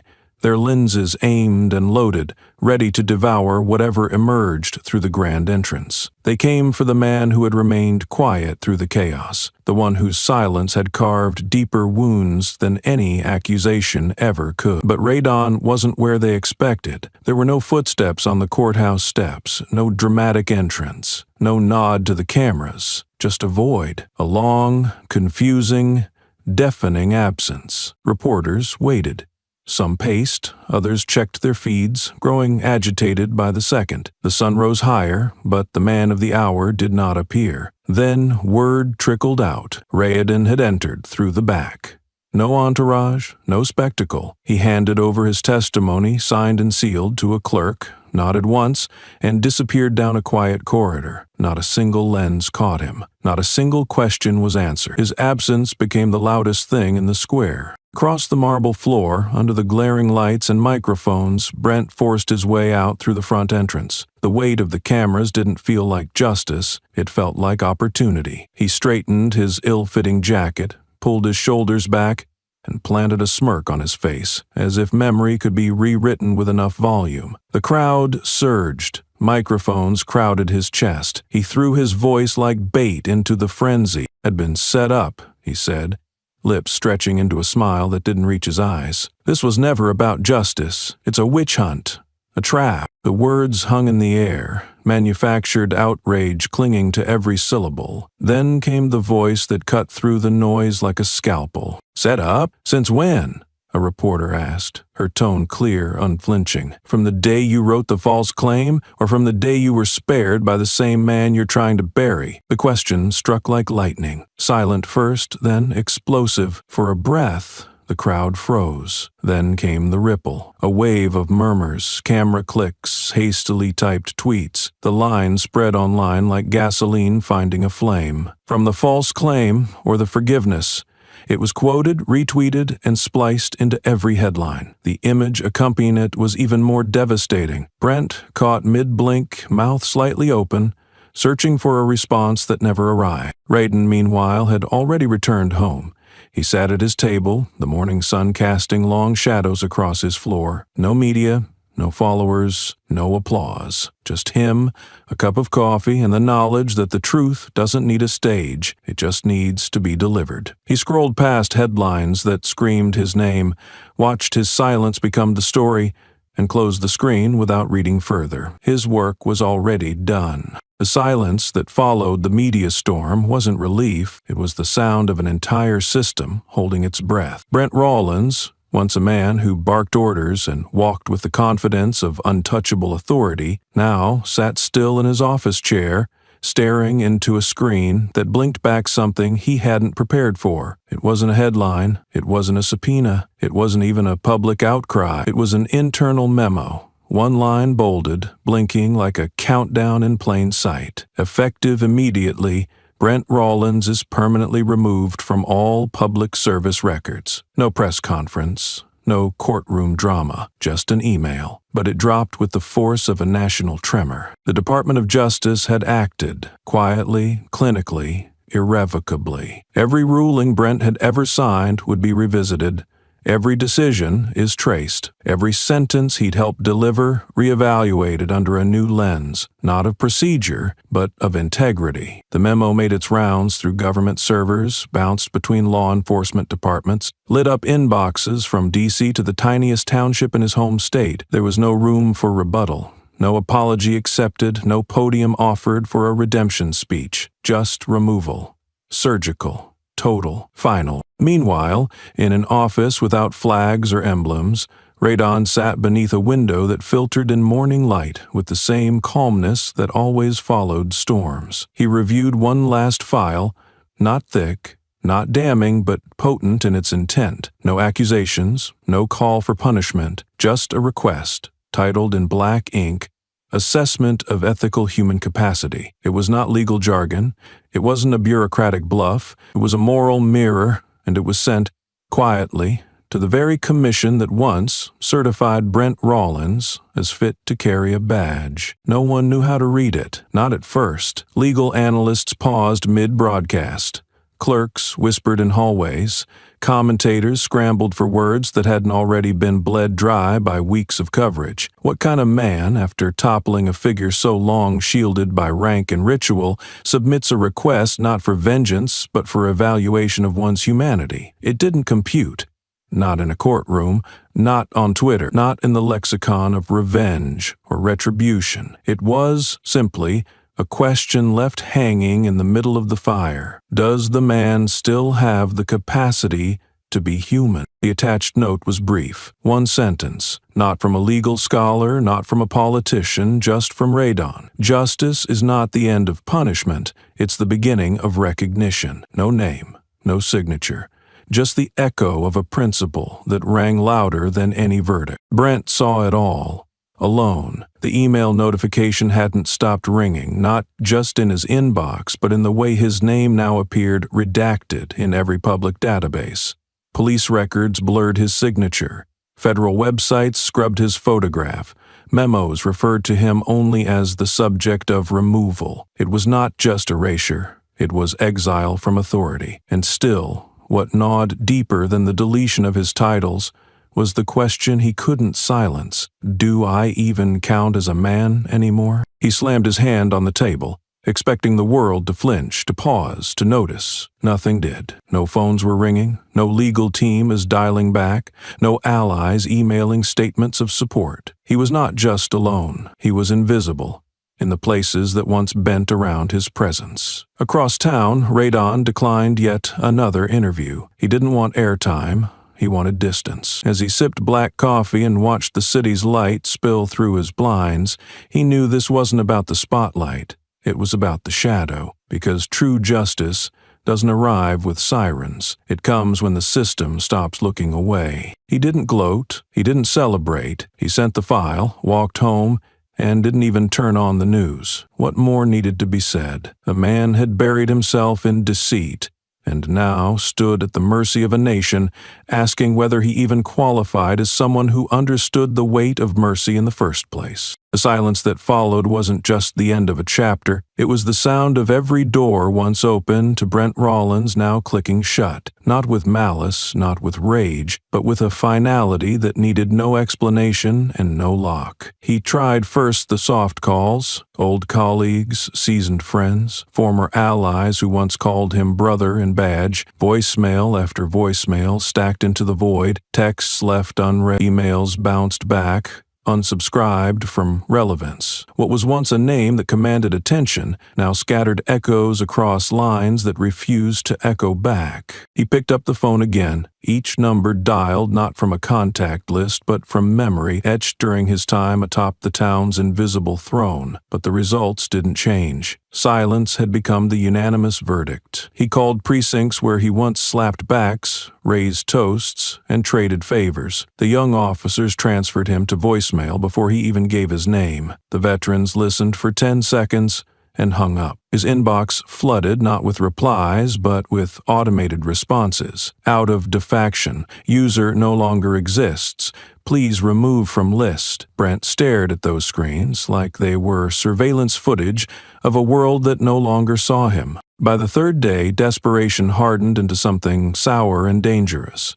Brent stormed through his kitchen, knocking over a chair, slamming drawers shut just to hear something obey him. He turned to the one person he once knew would always listen, Warren, his old superior, the man who vouched for him during his first misconduct inquiry. He left 6 messages, escalating from calm reminders to cracked voice pleas. When Warren finally answered on the 7th call, it wasn't to offer support. "Don't call this number again," the grizzled voice rasped. "You're not someone I know anymore." The line died. Brent stood there, phone still against his ear, like the silence might shift if he just held on long enough. He looked around his once proud home, walls lined with commendations, framed front-page headlines, plaques, but they stared back at him like hollow monuments, all earned in a time when fear passed as respect. He grabbed one off the wall, read the inscription aloud, then hurled it to the floor. Glass shattered. The echo didn't answer. He tried the mayor's office next. Not the official line, but the private one. The off-the-record number once passed between whiskey toasts and backroom guarantees. The line rang 6 times before an assistant picked up. "Mayor's unavailable." Brent clenched his jaw. "He'll want to know it's me. He already knows," the assistant replied, flat and fast, before the line clicked. That reply was worse than rage. It was a calculated dismissal from someone trained to protect reputations, not history. His next message went to Carson, the district captain he mentored from his rookie days. "It's Brent. I need to talk. We can't let outsiders run the narrative." He waited. No reply. Hours passed. Then a text, not from Carson, but from an anonymous number. Just one sentence. "Nobody's outside anymore. You are." Brent reread it 6 times before his fingers could unclench from the phone. He slammed it on the table, its screen spiderwebbing instantly. No one messaged to ask if he was okay. No one called back to explain. The silence wasn't just rejection, it was quarantine. By the 4th day, Brent no longer dialed phone numbers. He prowled through his contact list like it was a battlefield. Each name a former soldier who had deserted him, each memory a mine he had to step over. He clicked on names at random just to hear the ringtone, to prove the world hadn't ended. But even the sounds seemed shorter now, briefer, like the signals themselves were embarrassed to carry his voice. At 2:17 a.m., half drunk and still in uniform pants from a past he refused to shed, Brent left a message for the state senator he'd once fundraised for. "You know damn well I kept this county clean. You think he's cleaner than me? You think this is what fairness looks like?" He didn't remember half of what he said until the next morning, when a formal notice arrived in his inbox. "All campaign ties severed. Further communication will be documented." He slammed his fist against the countertop. The granite didn't budge, but the bones in his hands screamed. For the first time in a long while, Brent sat down, not because he chose to, but because his body gave up resisting the weight of what he no longer controlled. He leaned back, stared up at the ceiling, and felt the hollowness widen. He had called in every favor, rattled every chain, pulled every string, but all the strings led to hands that had let go. The more he fought, the more it felt like he was drowning in air. Mid-morning, a courier arrived with a sealed envelope. Brent tore it open with shaking hands. The letterhead read, "Federal Bureau of Internal Conduct." It wasn't an accusation, it was a response to one of his last calls, an inquiry he'd placed hoping to pressure someone into halting the media leaks. But the letter did the opposite. "We acknowledge receipt of your inquiry. Upon further review, we find your behavior in recent cases inconsistent with ethical service. You are advised not to contact staff or representatives further. All future interactions will be handled through formal review channels." Below that, a printed line in bold. "You are not to represent yourself as an officer in any public or private context moving forward." No signature, just a seal. Just a wall slammed shut. Brent laughed, but it was a brittle sound, closer to a cough than amusement. "They're rewriting the rules now," he muttered, "all because of one parking lot and a man with a goddamn camera." But even as he said it, his voice cracked in the wrong place. He picked up his badge, no longer worn, just a token in a drawer, and weighed it in his palm like it might tell him something. It didn't. It had no answers, only memories. And memories had become traitors. He dropped the badge back in the drawer. It didn't make a sound when it landed. Not even the metal wanted to speak anymore. That evening, Brent turned to his last hope, the old network, the one built not from titles, but from shadows. These were not men who advertised their allegiance. They didn't sit on city councils or run campaigns. They whispered in boardrooms, offered nods in back alleys, and moved money where eyes couldn't follow. Brent had done favors for them, had buried paperwork, silenced complaints, and turned the other cheek when their interests required it. He still had numbers, burner phones, and encrypted contact trees. Or so he thought. He called the first, no answer. The second, disconnected. The third picked up, and Brent could hear the hesitation in the man's breath before a flat voice responded, "Lose this number." Click. No emotion, no delay. just a door shut so hard it vibrated in Brent's chest. One by one, the bridges he'd thought he'd built turned to ashes. People who once smiled when he walked into a room now moved faster to close their blinds. The favors he had traded had expired with the fall of his reputation. His name had become a liability. Association was a risk no one was willing to take. He tried a new route. He drove to a bar just outside the city, a place where uniforms used to buy silence with whiskey, and bad decisions were paid in unspoken agreements. The bartender used to call him Chief. This time he was just a man. No welcome, no handshake. Brent didn't ask for a drink. He asked for information. He asked who was still on his side. The bartender didn't answer. Just turned the TV volume up. The channel switched mid-segment. A panel of legal analysts was breaking down his case. One said, "What we're seeing is unprecedented. Not just a fall from power, but a fall into irrelevance." Another added, "This isn't just about misconduct. This is about a system finally saying, we've had enough." Brent stood. He didn't argue. He didn't yell. He walked out, leaving the bar and its silence behind. In the parking lot, his reflection stared back from the windshield, eyes hollow, posture slumped. He barely recognized himself. He thought about smashing the glass, but even that felt performative. Useless. Rage had been his default, but now it was empty. There was no one left to aim it at, just echoes. He drove for hours without a destination. The road stretched forward, but he kept checking the rearview mirror, like he expected someone to follow, or maybe, deep down, wished someone would. When his phone finally rang, he nearly dropped it. The screen showed a blocked number. Instinct pulled the answer key. The voice was female, calm, unfamiliar. "Mr. Rollins," she began, clinical and direct. "This is Special Counsel Jenkins from the Federal Ethics Commission. You will receive a formal notice tomorrow regarding the final audit of your service.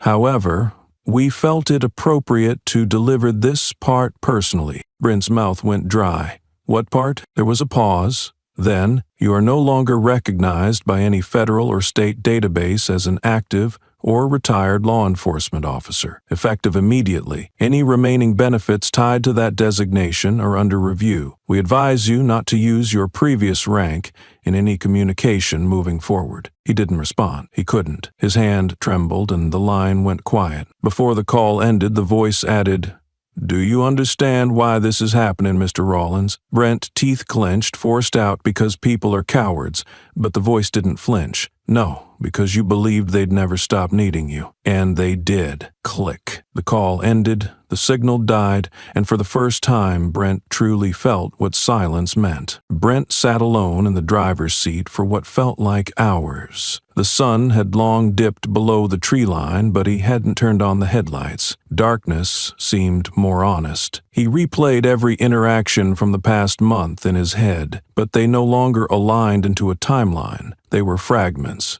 Sharp, jagged pieces of his undoing, none of which he could sweep under the rug anymore. It was moving on. When he arrived home, the porch light was off. The front door, usually unlocked, was bolted. He fumbled with his keys, but none worked. A notice had been pinned to the door.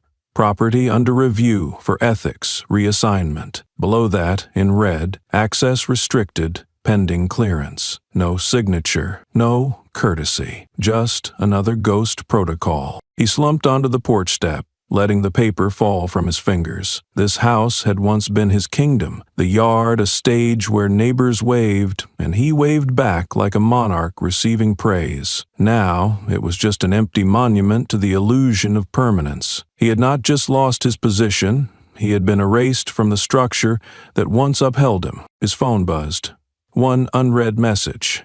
Unknown number. "Do you know why no one answers anymore?" The text read. Brent stared at it. He didn't respond. Another message came seconds later. "Because you believed they owed you." And then, the third. They never did. He stood abruptly and hurled the phone into the street, where it shattered beneath a passing car. The driver didn't stop, didn't even slow down. That was the part that crushed him more than the impact, the utter indifference. The night dragged, but sleep never came. He walked aimlessly, eventually ending up at a small diner he used to frequent with fellow deputies. Inside, The waitress recognized him, or rather, she recognized the silhouette of what he used to be. "You want coffee?" she asked, monotone. "No badge discount anymore," she added without looking up. "I'm not here for that," he muttered, voice rough. She poured the coffee anyway. He sipped in silence, but the taste was wrong, burnt, bitter, and thin. Still, he drank it. It was the only thing left that didn't pretend to be what it wasn't. Behind the counter, the old TV played a late-night rerun of the local news. His name didn't appear.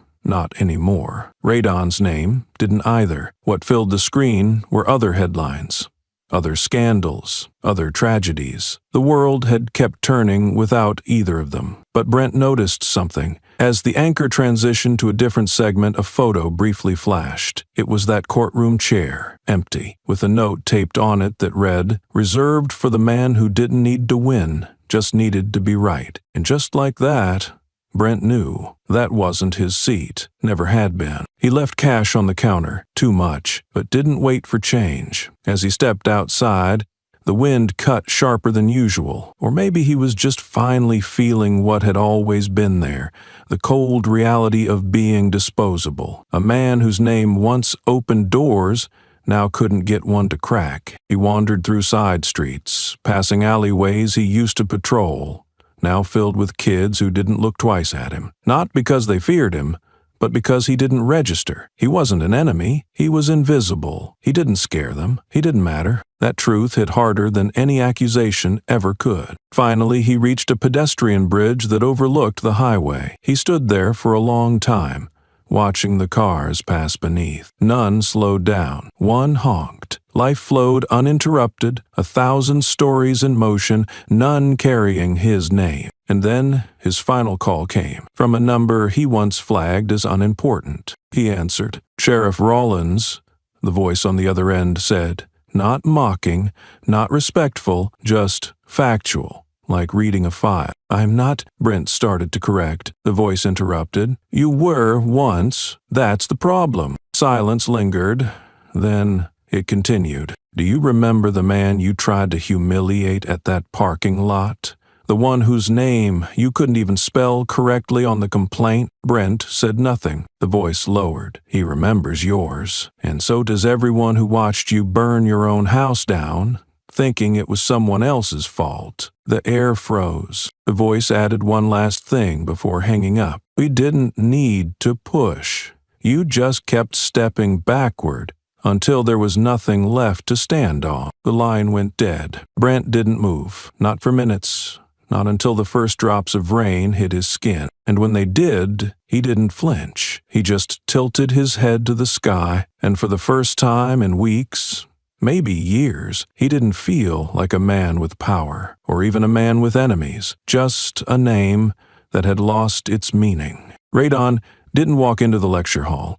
He entered it the same way storms enter valleys, without noise but with presence. The room fell silent, not out of formality, but out of instinct. Something about the way he moved, calm yet immovable, demanded it. No lights flashed, no applause erupted, just chairs creaking as students sat straighter. Some had watched the headlines unfold like a national morality play. Most had never seen him in person. Now he stood there, not as a man who had won, but as one who had endured. He placed a single black notebook on the table in front of him, its cover worn, edges curled, as if the contents had burned through the paper over time. He didn't open it. He didn't need to. It was a symbol. Silent, yet louder than any speech he could deliver. His hands rested on either side, fingers relaxed, eyes scanning the young faces staring back, full of law, full of ambition, full of naivete that justice and correctness were the same. "There are files," he began, voice measured, deep, without ornament, "that shouldn't be finished by the one who started them." The words didn't echo, they landed. Each syllable carried weight, as if poured in lead. He didn't talk about the hearings. He didn't need to relive what had been replayed 1,000 times on screens across the nation. He didn't say Brent's name.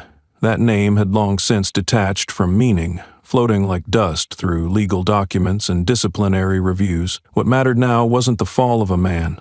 It was the integrity of a system that allowed a man to stand when he shouldn't have, and the will it took to make that system look in the mirror. I'm not here to recount what happened.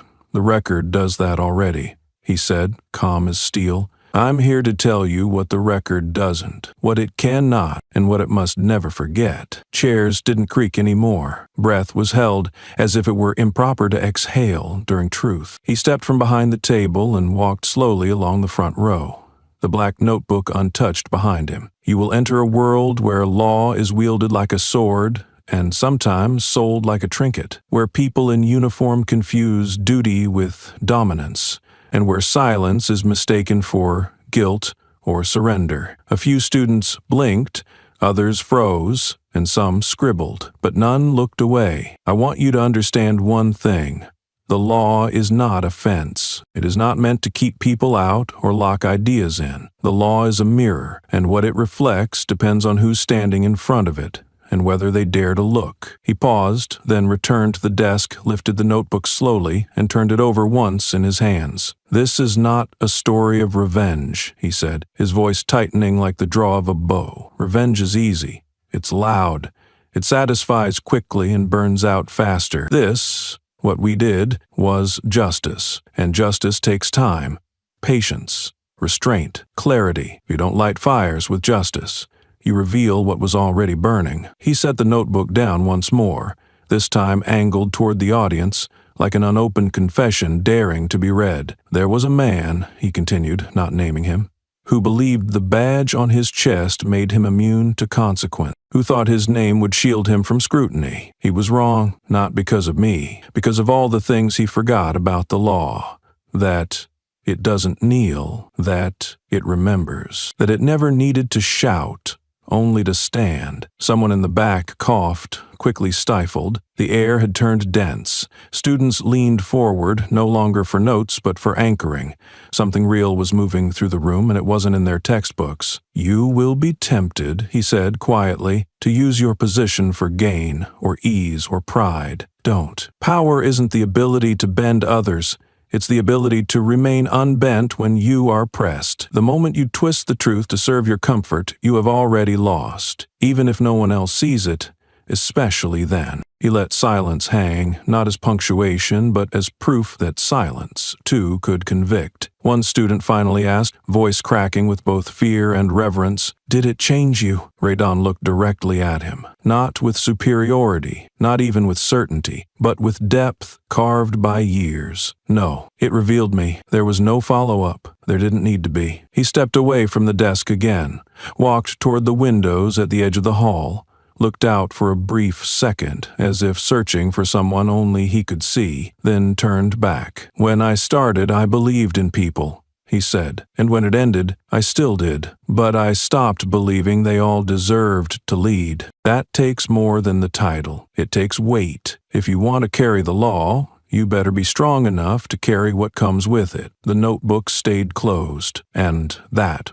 was the lesson. The hum of thoughts unspoken remained frozen in the absence he left behind. No one moved for nearly a full minute. It wasn't just respect. It was the weight of something unteachable sinking into their bones, something no syllabus could prepare them for. One by one, students looked at each other, as if searching for confirmation that they had all just witnessed the same truth. Near the center row, a student leaned forward and whispered, "He never even raised his voice." Another nodded. He didn't need to. It was like the room bent around him. Still others fixated on the notebook. Some debated whether to walk up, whether to touch it, or whether to open it, but none dared. It felt sacred, or cursed, depending on how much integrity they carried inside them. The one student who approached it stood a few inches away, hands behind his back, eyes fixed. Then he turned and walked away without lifting the cover. He understood.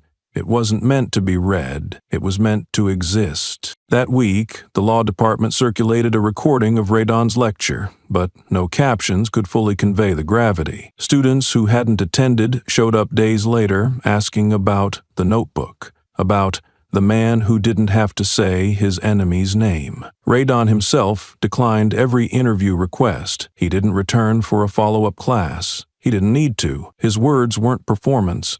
They were precedent. Some students changed their thesis topics. One shifted from corporate tax law to judicial ethics. Another, originally intending to pursue patent law, started a petition to add a class on moral accountability in public service. A third began researching forgotten internal affairs cases, just to ask, what else did the mirror fail to reflect? But the one shift that mattered most wasn't academic. It was the moment a young woman, whose father had once been unjustly arrested under a false confession, stood before the dean's office, holding a copy of her intent to switch from litigation to public defense. When asked why, she simply said, "Because someone stood when they didn't have to," and it echoed. Meanwhile, Radon returned to his regular life, or the closest thing to it. He resumed his quiet routines, morning walks, private files, and a schedule void of podiums and applause. He answered a few calls and replied to fewer emails. The world might have been hungry for more statements, more declarations, but Radon wasn't in the business of giving people what they wanted. He was only ever concerned with what was right. At night, in the solitude of his study, he finally opened the black notebook, not to reread, but to tear out the last page. He placed that page into an envelope, addressed to a name no longer used by most institutions, but still recognized by one man, Brent Rollins. The note said only this: when you can look at yourself without blinking, without reaching for a badge, a lie, or a scapegoat, you'll understand why I never hit back. I didn't need to. He didn't sign it. He didn't need to. Some justice didn't require a gavel. It required a man who could stay silent and remain stone-faced. Days later, a custodian found the black notebook still resting on the lecture desk, untouched. Rather than turning it over to Lost and Found, he quietly placed it in a glass case in the law library beneath a small plaque that read, "Some files are meant to remain closed until you're ready to face what's inside." No one vandalized it. No one protested. Over time, it became an unspoken rite of passage for students to sit beside it, not to open it, but to be reminded that silence could speak loud. One professor remarked that in all his years teaching, he'd never seen a lesson resonate without a curriculum. He didn't outline rules, the professor said.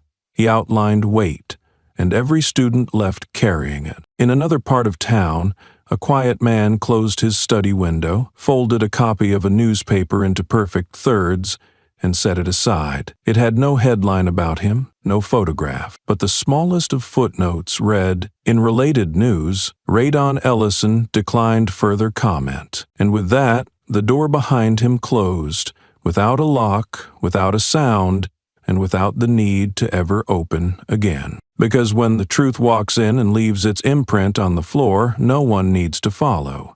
They just need to see where it stood. Radon's silence spoke volumes in an era where everyone screamed to be heard. He didn't raise his voice, didn't reach for applause. He simply stood, breathing steadily, in a room full of future litigators who had expected more theater. But what he delivered instead was gravity. One student would later say it felt like hearing the law itself inhale, his presence unadorned, deliberate, disrupted something more permanent than noise, expectation. They'd expected stories, tricks, war scars from the courtroom. Instead, they got the measured cadence of someone who had walked through fire and come out without needing to show his burns. He asked them to put away their laptops, then placed the unopened black notebook on the podium like a boundary. This wasn't a session for note-taking. It was a moment to be lived. The law, Radon said, his voice low but clear, was not meant to protect your career. It was meant to protect the country from men who think their careers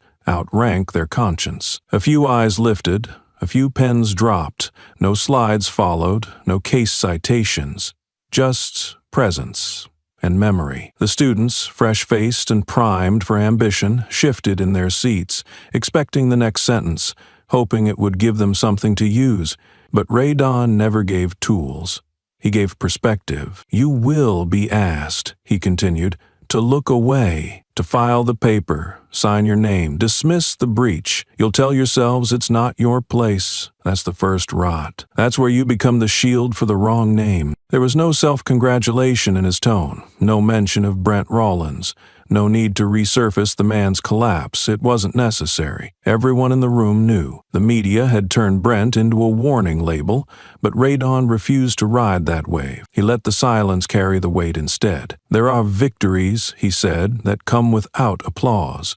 When no one knows your name and you still did what was right, that's the kind you can live with. The classroom, packed tight, grew still in a way few legal lectures ever did. One girl in the front row had tears forming, not because he was poetic, but because he had just held up a mirror. That was his real lesson. The notebook he brought wasn't opened because it didn't need to be. It symbolized the restraint he had lived with for years. All the evidence shows he never used. All the leverage he never deployed. Power, he finally said, isn't the ability to strike back. It's the choice not to, even when you can. Students didn't take selfies afterward. No one asked for signatures. He left the room exactly as he'd entered, without ceremony. But they sat for several minutes longer, unsure whether to leave, unsure if the class was even over. Some stared at the notebook. Some stared at the spot he'd stood. One student muttered under his breath, "I feel like we were just judged." Outside the building, the media waited. They had followed him for weeks now, trying to spin him into a symbol, a moral icon, anything clickable. But Radon, as always, gave them nothing, not even a glance. He didn't believe in turning a man's fall into his rise. What mattered was the space left behind. The students, one by one, exited the building with quiet footsteps. Later, when asked about the talk, most would say they couldn't remember the exact words. But they remembered the stillness. They remembered the moment they stopped seeing law as something you use and started seeing it as something you protect. That evening, long after the building emptied and the lights were off, one janitor found the black notebook still sitting untouched on the podium. No name on it, no markings. Just a note tucked underneath it in tight handwriting. Let someone else carry the next truth. It wasn't signed, but nobody needed a signature. The professors left it on a shelf in the legal ethics library, where it quietly became part of the school's quiet legacy. Something whispered about more than displayed. Students would pass it and lower their voices.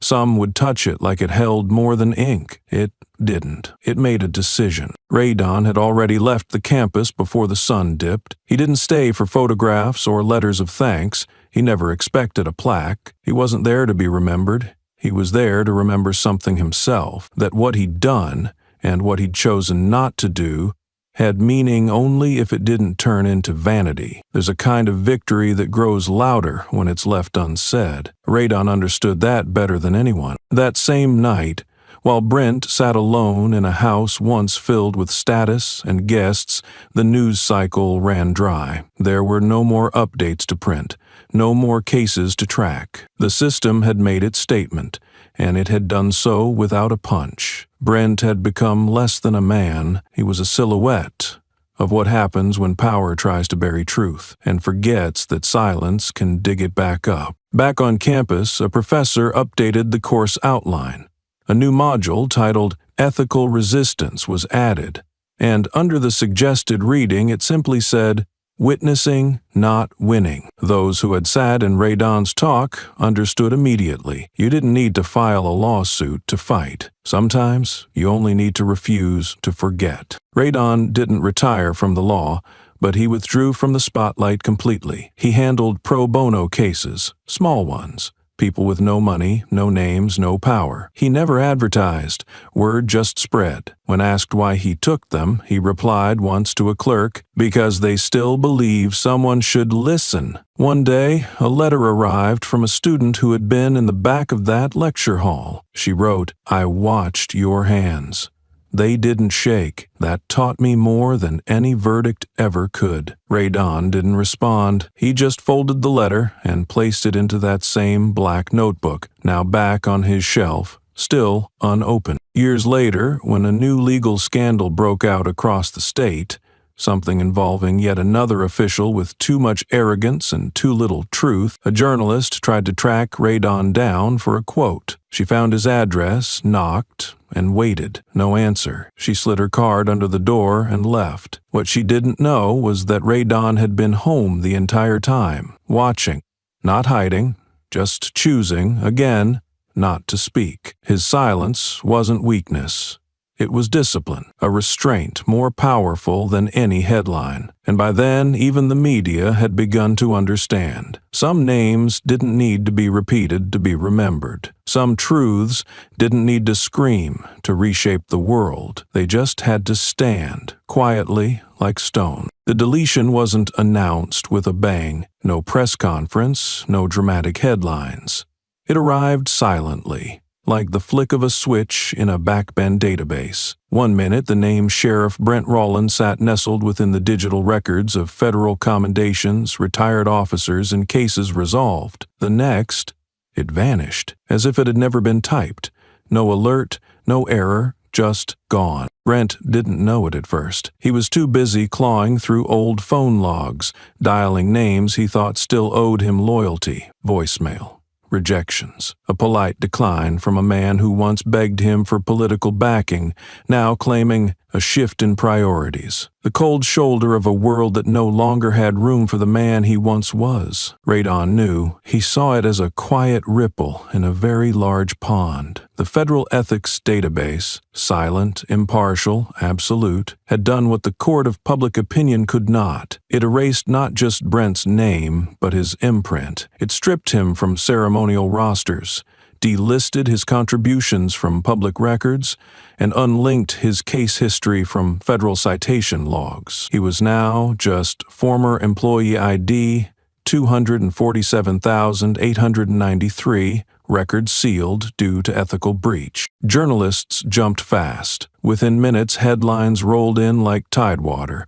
Sheriff no longer identified. Legacy deleted. The man whose past was vacuumed out. But none cut deeper than a single sentence posted by an intern on the DOJ's social feed. The badge holds no name. It no longer believes it. In a modest office in a quiet part of the city, Radon sat in front of a glowing screen.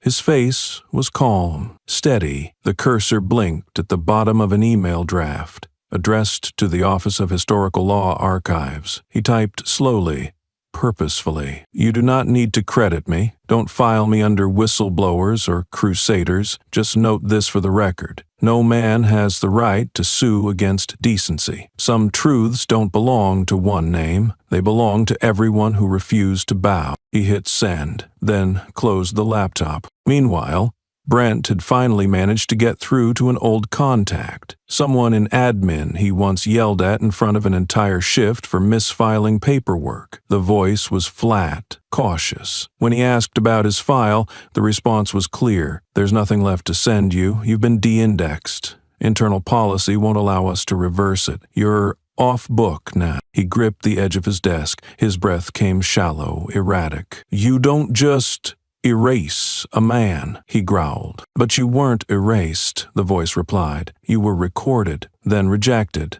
There's a difference. Brent stared at the floor, rejected. The word clanged through his brain like a loose bolt in a steel pipe. For years he'd walked with swagger, convinced his name would outlive mistakes, outlast scandal, that he could spin perception faster than it could catch up. That was his great miscalculation, thinking legacy was a volume knob he could control. But this wasn't volume, it was silence.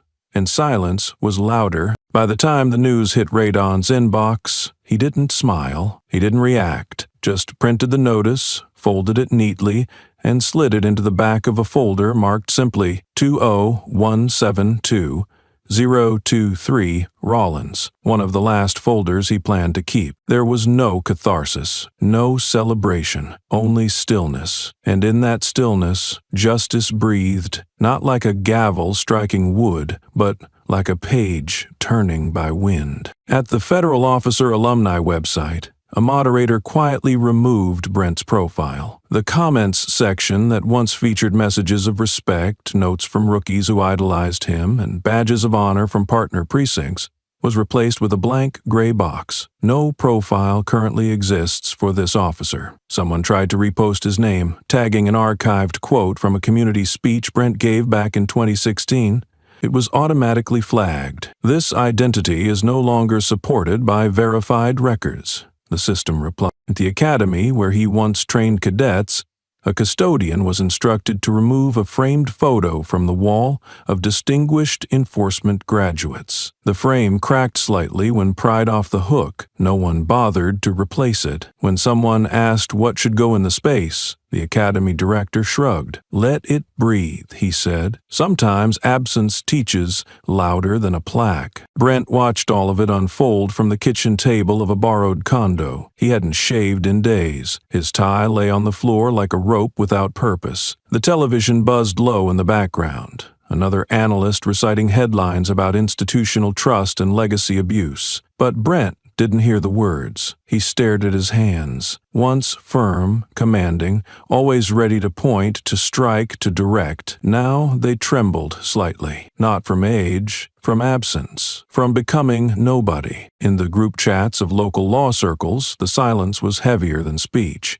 Some deleted the group entirely, others renamed it. The words Sheriff Rawlins alumni disappeared overnight, not out of fear, but out of fatigue. As one member wrote before leaving, "He made us carry the shame he never faced. That's not loyalty, that's being complicit." Radon stayed quiet, as he always had. He didn't post, didn't gloat, didn't correct the media when they got minor facts wrong. He just kept working. In his home office, there was a shoebox filled with documents labeled "No Longer Needed." In it were transcripts, evidence logs, copies of the 2017 memo, the one where Brent begged not to be exposed. Radon didn't destroy the box. He didn't frame it either. He just placed it under the desk. Truth, he believed, didn't have to be brandish to be real. It had to be held. The legal journals tried to distill the moment. One article called it the quietest overthrow in departmental history. Another simply titled their editorial,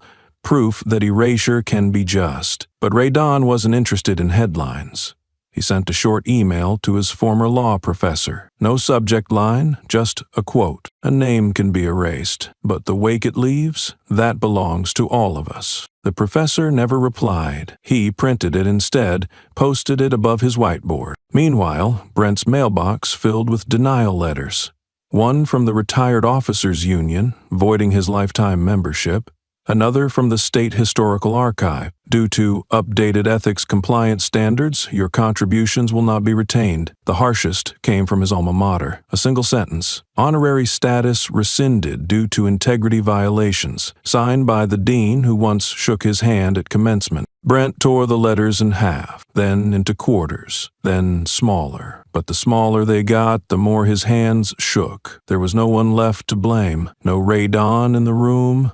No court to scream at, just silence. And a name, once heavy with command, now feather-light, floating toward forgetting. The final blow didn't come from the court, the media, or even public backlash. It came from something smaller, subtler. The town's new sheriff held a ceremony to welcome a batch of fresh recruits. At the end of the speech, someone asked why there were fewer historical names on the commemorative wall. The sheriff paused, then said, "Some names stay because they meant something. Some disappear because they lied for too long." No one mentioned Brent. No one needed to. His erasure wasn't theatrical. It was surgical. Federal systems auto-removed his name from training archives, scrubbed metadata from footage he appeared in, and filtered out internal mentions through AI indexing. On a map of institutional memory, Brent became negative space, an outline of failure rather than a figure of impact. His face didn't just vanish from official records, it began to blur from memory. One evening, Brent ventured out, hood up, hands in pockets, to visit the sheriff's monument downtown. His quote used to be etched in the bronze base. "Justice is how you hold your ground when no one's watching." It was gone, polished clean. Another quote sat in its place. "The law must remain unseduced by the lawman. No attribution." Brent stood there for a long while, breathing hard but saying nothing.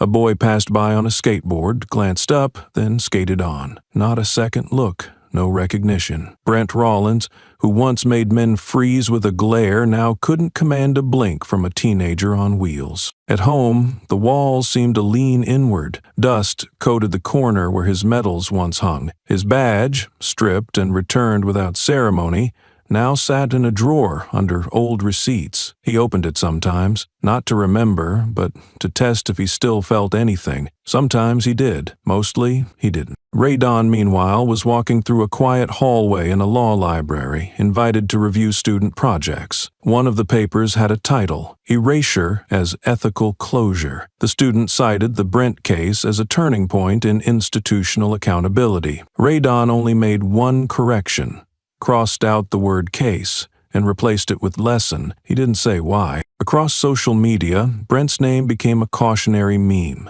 No longer a person, just an example. Posts read, "Don't go fool Rollins," or "Remember, lies age, but the law never forgets." It stung, not because they were wrong, but because none of them had known him. Not truly. They weren't punishing a man, they were sealing a file. And perhaps that was worse. Brent tried one last thing. He drafted a personal statement for a legacy blog, a final effort to salvage a version of himself that felt redeemable, but the editors declined to publish it. "We're not in the habit of resurrecting ghosts," the reply said. He never sent another email. The courtroom had been emptied for days, but one chair remained untouched. Not because it held importance, but because no one dared to move it. It sat under a thin beam of light that cut through the blinds at noon, always landing on the same spot. There were no placards, no name tags, no reserved tape, just a folded piece of paper taped to the backrest, reading, "This seat belongs to the one who doesn't need to win, only to be right." There were no more appeals, no more motions, no sound of boots against marble, no flurry of reporters scribbling headlines before the verdict. It was over, not by explosion, but evaporation. And yet, its echo lingered, precise, sharp, undeniable. It wasn't a case anymore. It had become a mirror, placed in the center of the legal world, forcing everyone to look. The final news bulletin was brief. A 1-minute segment aired during the closing of a nightly broadcast, delivered with no flair. The anchor, a woman known for her direct cadence, simply said, "A black man once sued for defiance has proven that justice doesn't shout, it stands." There was no picture of Ray Don, no soundbite from him, just a still shot of the courtroom, empty, polished, haunting, and that single chair, untouched by gavel or accusation, glowing under silence. The world watched, but no longer out of curiosity. This was reverence, not for the drama, but the restraint, not for the victory, but for the fact that no one had to be destroyed for truth to take root. The man once called sheriff had become an asterisk, footnoted in policy updates and internal reviews, his face erased from archives, his legacy replaced by ethical briefings titled, "Avoiding Institutional Narcissism." Ray Don had vanished, at least publicly. He gave no interviews, rejected every invitation for panel discussions or podcast appearances. When a best-selling author offered to ghostwrite a memoir, he declined with a single-line email. "I wasn't the story. The moment was." He never wrote back again. At a university lecture, a professor projected the final court photo. The screen filled with the image of that one chair. She turned to the class, asked, "What do you see?" Students replied with the usual, justice, absence, memory. She nodded, then added, "You're all wrong. That isn't a symbol. That's a seat for you. When the time comes, and it will, that's where you'll need to sit. Not to speak louder, but to be quieter and more certain than the noise around you." The quote went viral. In downtown, a mural had once been planned to celebrate notable figures from the precinct's past. The design changed midway. The artist painted a bench under a tree with no person in it, just a shadow and a nameplate, occupied by silence, reserved for integrity. Tourists walked by, some taking selfies, others asking who it was for. Local guides said, "It's not for anyone, it's for whoever doesn't need credit." Meanwhile, Brent lived under a different kind of shadow, one not painted but cast by years of refusal to listen. He tried to write again, not to defend himself but to exist, to reappear in a conversation where his name had become a symbol of caution. He sent an essay to a legal journal titled "Redemption Isn't Noise." The editor responded kindly but firmly, "We don't print records of outcomes. We print records, and yours has closed." He didn't reply. He never would. Radon spent his mornings walking through quiet places, university quads before classes began, courthouses before lights flickered on. He had no schedule, but he always moved with intention, the kind that didn't need to be announced. Sometimes students would catch sight of him near the edge of campus, dressed in charcoal grays, a satchel at his side, never stopping long enough for a conversation, just enough to show he hadn't disappeared, only stepped back into something deeper. One afternoon, a younger professor caught up to him in the archive hallway. "They still talk about it, you know, what you did." Radon didn't stop walking. "Then they've misunderstood it," he said. "I didn't do anything. I let something finish." The professor looked confused. Radon stopped, turned, and added, "Justice isn't what we press down. It's what we uncover when we stop holding the lid." Meanwhile, Brent's world had gone static. He didn't leave town, not out of dignity, but inertia. He told himself that staying showed courage, but the truth sat in the silence around his phone. No calls. No meetings. No one is asking for advice or demanding an appearance. His mailbox was mostly empty, except for 2 envelopes. One was a property reassessment from the city. The other, unsigned, contained only a photocopy of the courtroom photo with the note, "You were never meant to be the chair. You were the warning sign taped to the wall." He burned it, but not before his hand shook while holding the lighter. Elsewhere, in a seminar titled Judicial Ethics and Cultural Reckonings, a guest speaker pulled up a single slide, no bullet points, just that same image of the empty courtroom. He didn't talk about Radon. He didn't mention Brent. Instead, he told the class, "Every generation has a trial that becomes folklore, not because of who won, but because of who stepped aside. In this one, the loudest sound was made by someone who chose not to speak." The slide stayed on screen the entire session. An independent documentary was released online a few weeks later. It was called The Man Who Didn't Need to Be Named. It didn't show faces, it didn't use reenactments. Instead, it used actual courtroom sounds, footsteps, the creak of chairs, murmurs of a crowd. And at the end, it faded into that final shot of the courtroom, then black. No credits, no narrator, just a final subtitle. This was not a victory. This was a reminder. Millions watched. Most didn't know what to say. Radon received the link from a student. He didn't reply.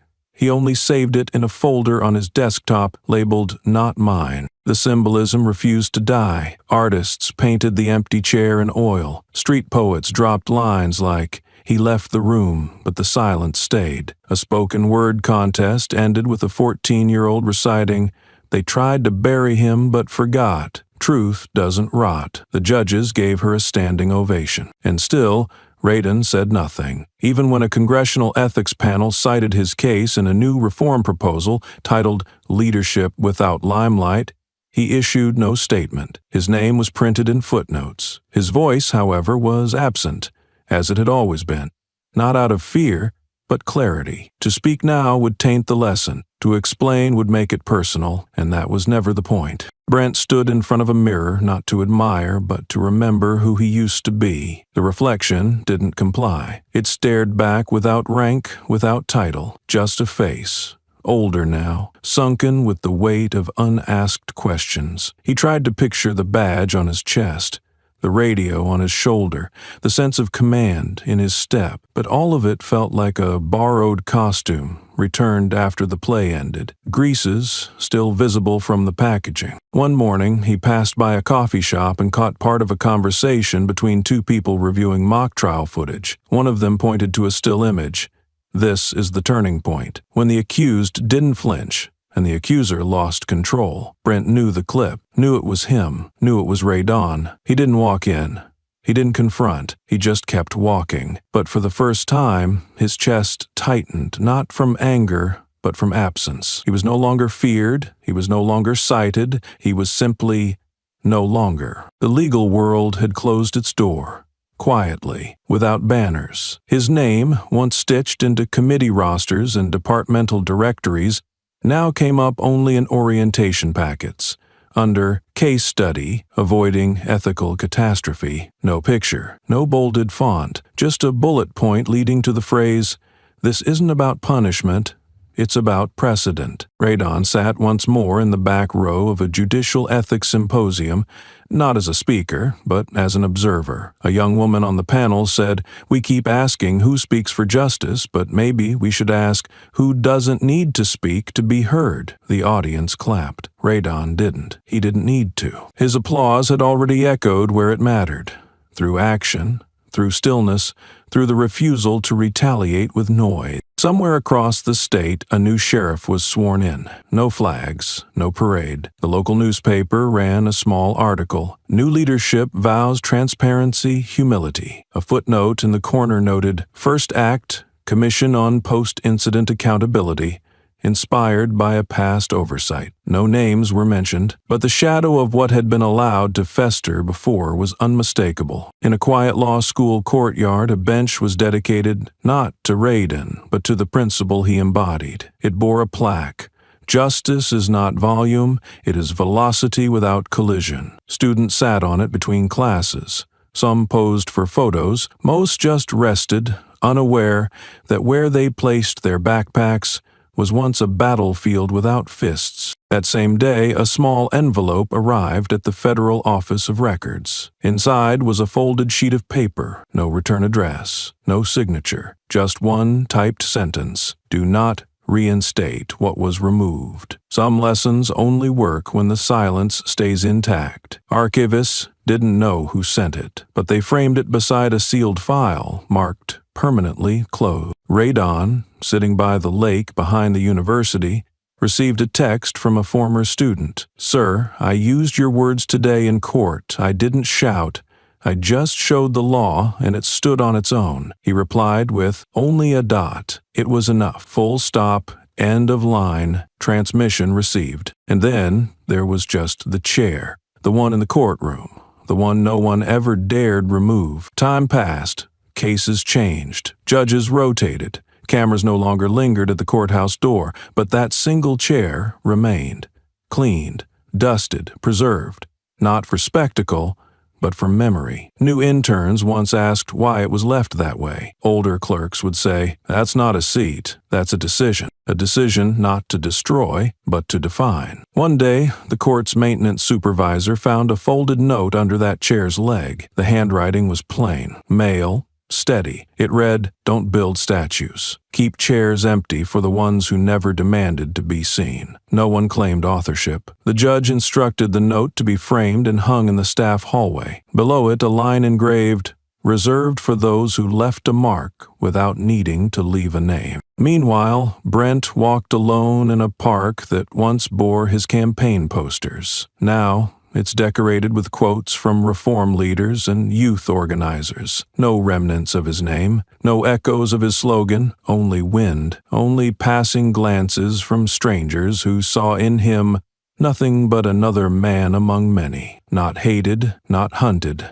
just invisible. He stopped at a bus stop bench, and on the backrest, etched by someone's hand, were the words, "Justice whispered. The world finally listened." He didn't sit. He couldn't. And across town, behind closed doors, Radon was writing, not about himself, but curriculum notes for an ethics seminar. At the bottom of one document, he added a quote for the next semester's first slide. "Truth doesn't need a platform. It just needs to outlast the noise." He didn't include his name, just his initials, R. The semester would begin with silence, a slide, and that sentence. No applause, no signature, just clarity. And so it ended. Not with a verdict, not with a gavel, not even with a speech, but with an image. An empty courtroom, one chair lit by late-day sun, a piece of paper taped to its backrest that read, "This seat belongs to the one who doesn't need to win, only to be right." Because the trial was never about guilt. It was about remembering what stillness can do and what silence, when earned, can say.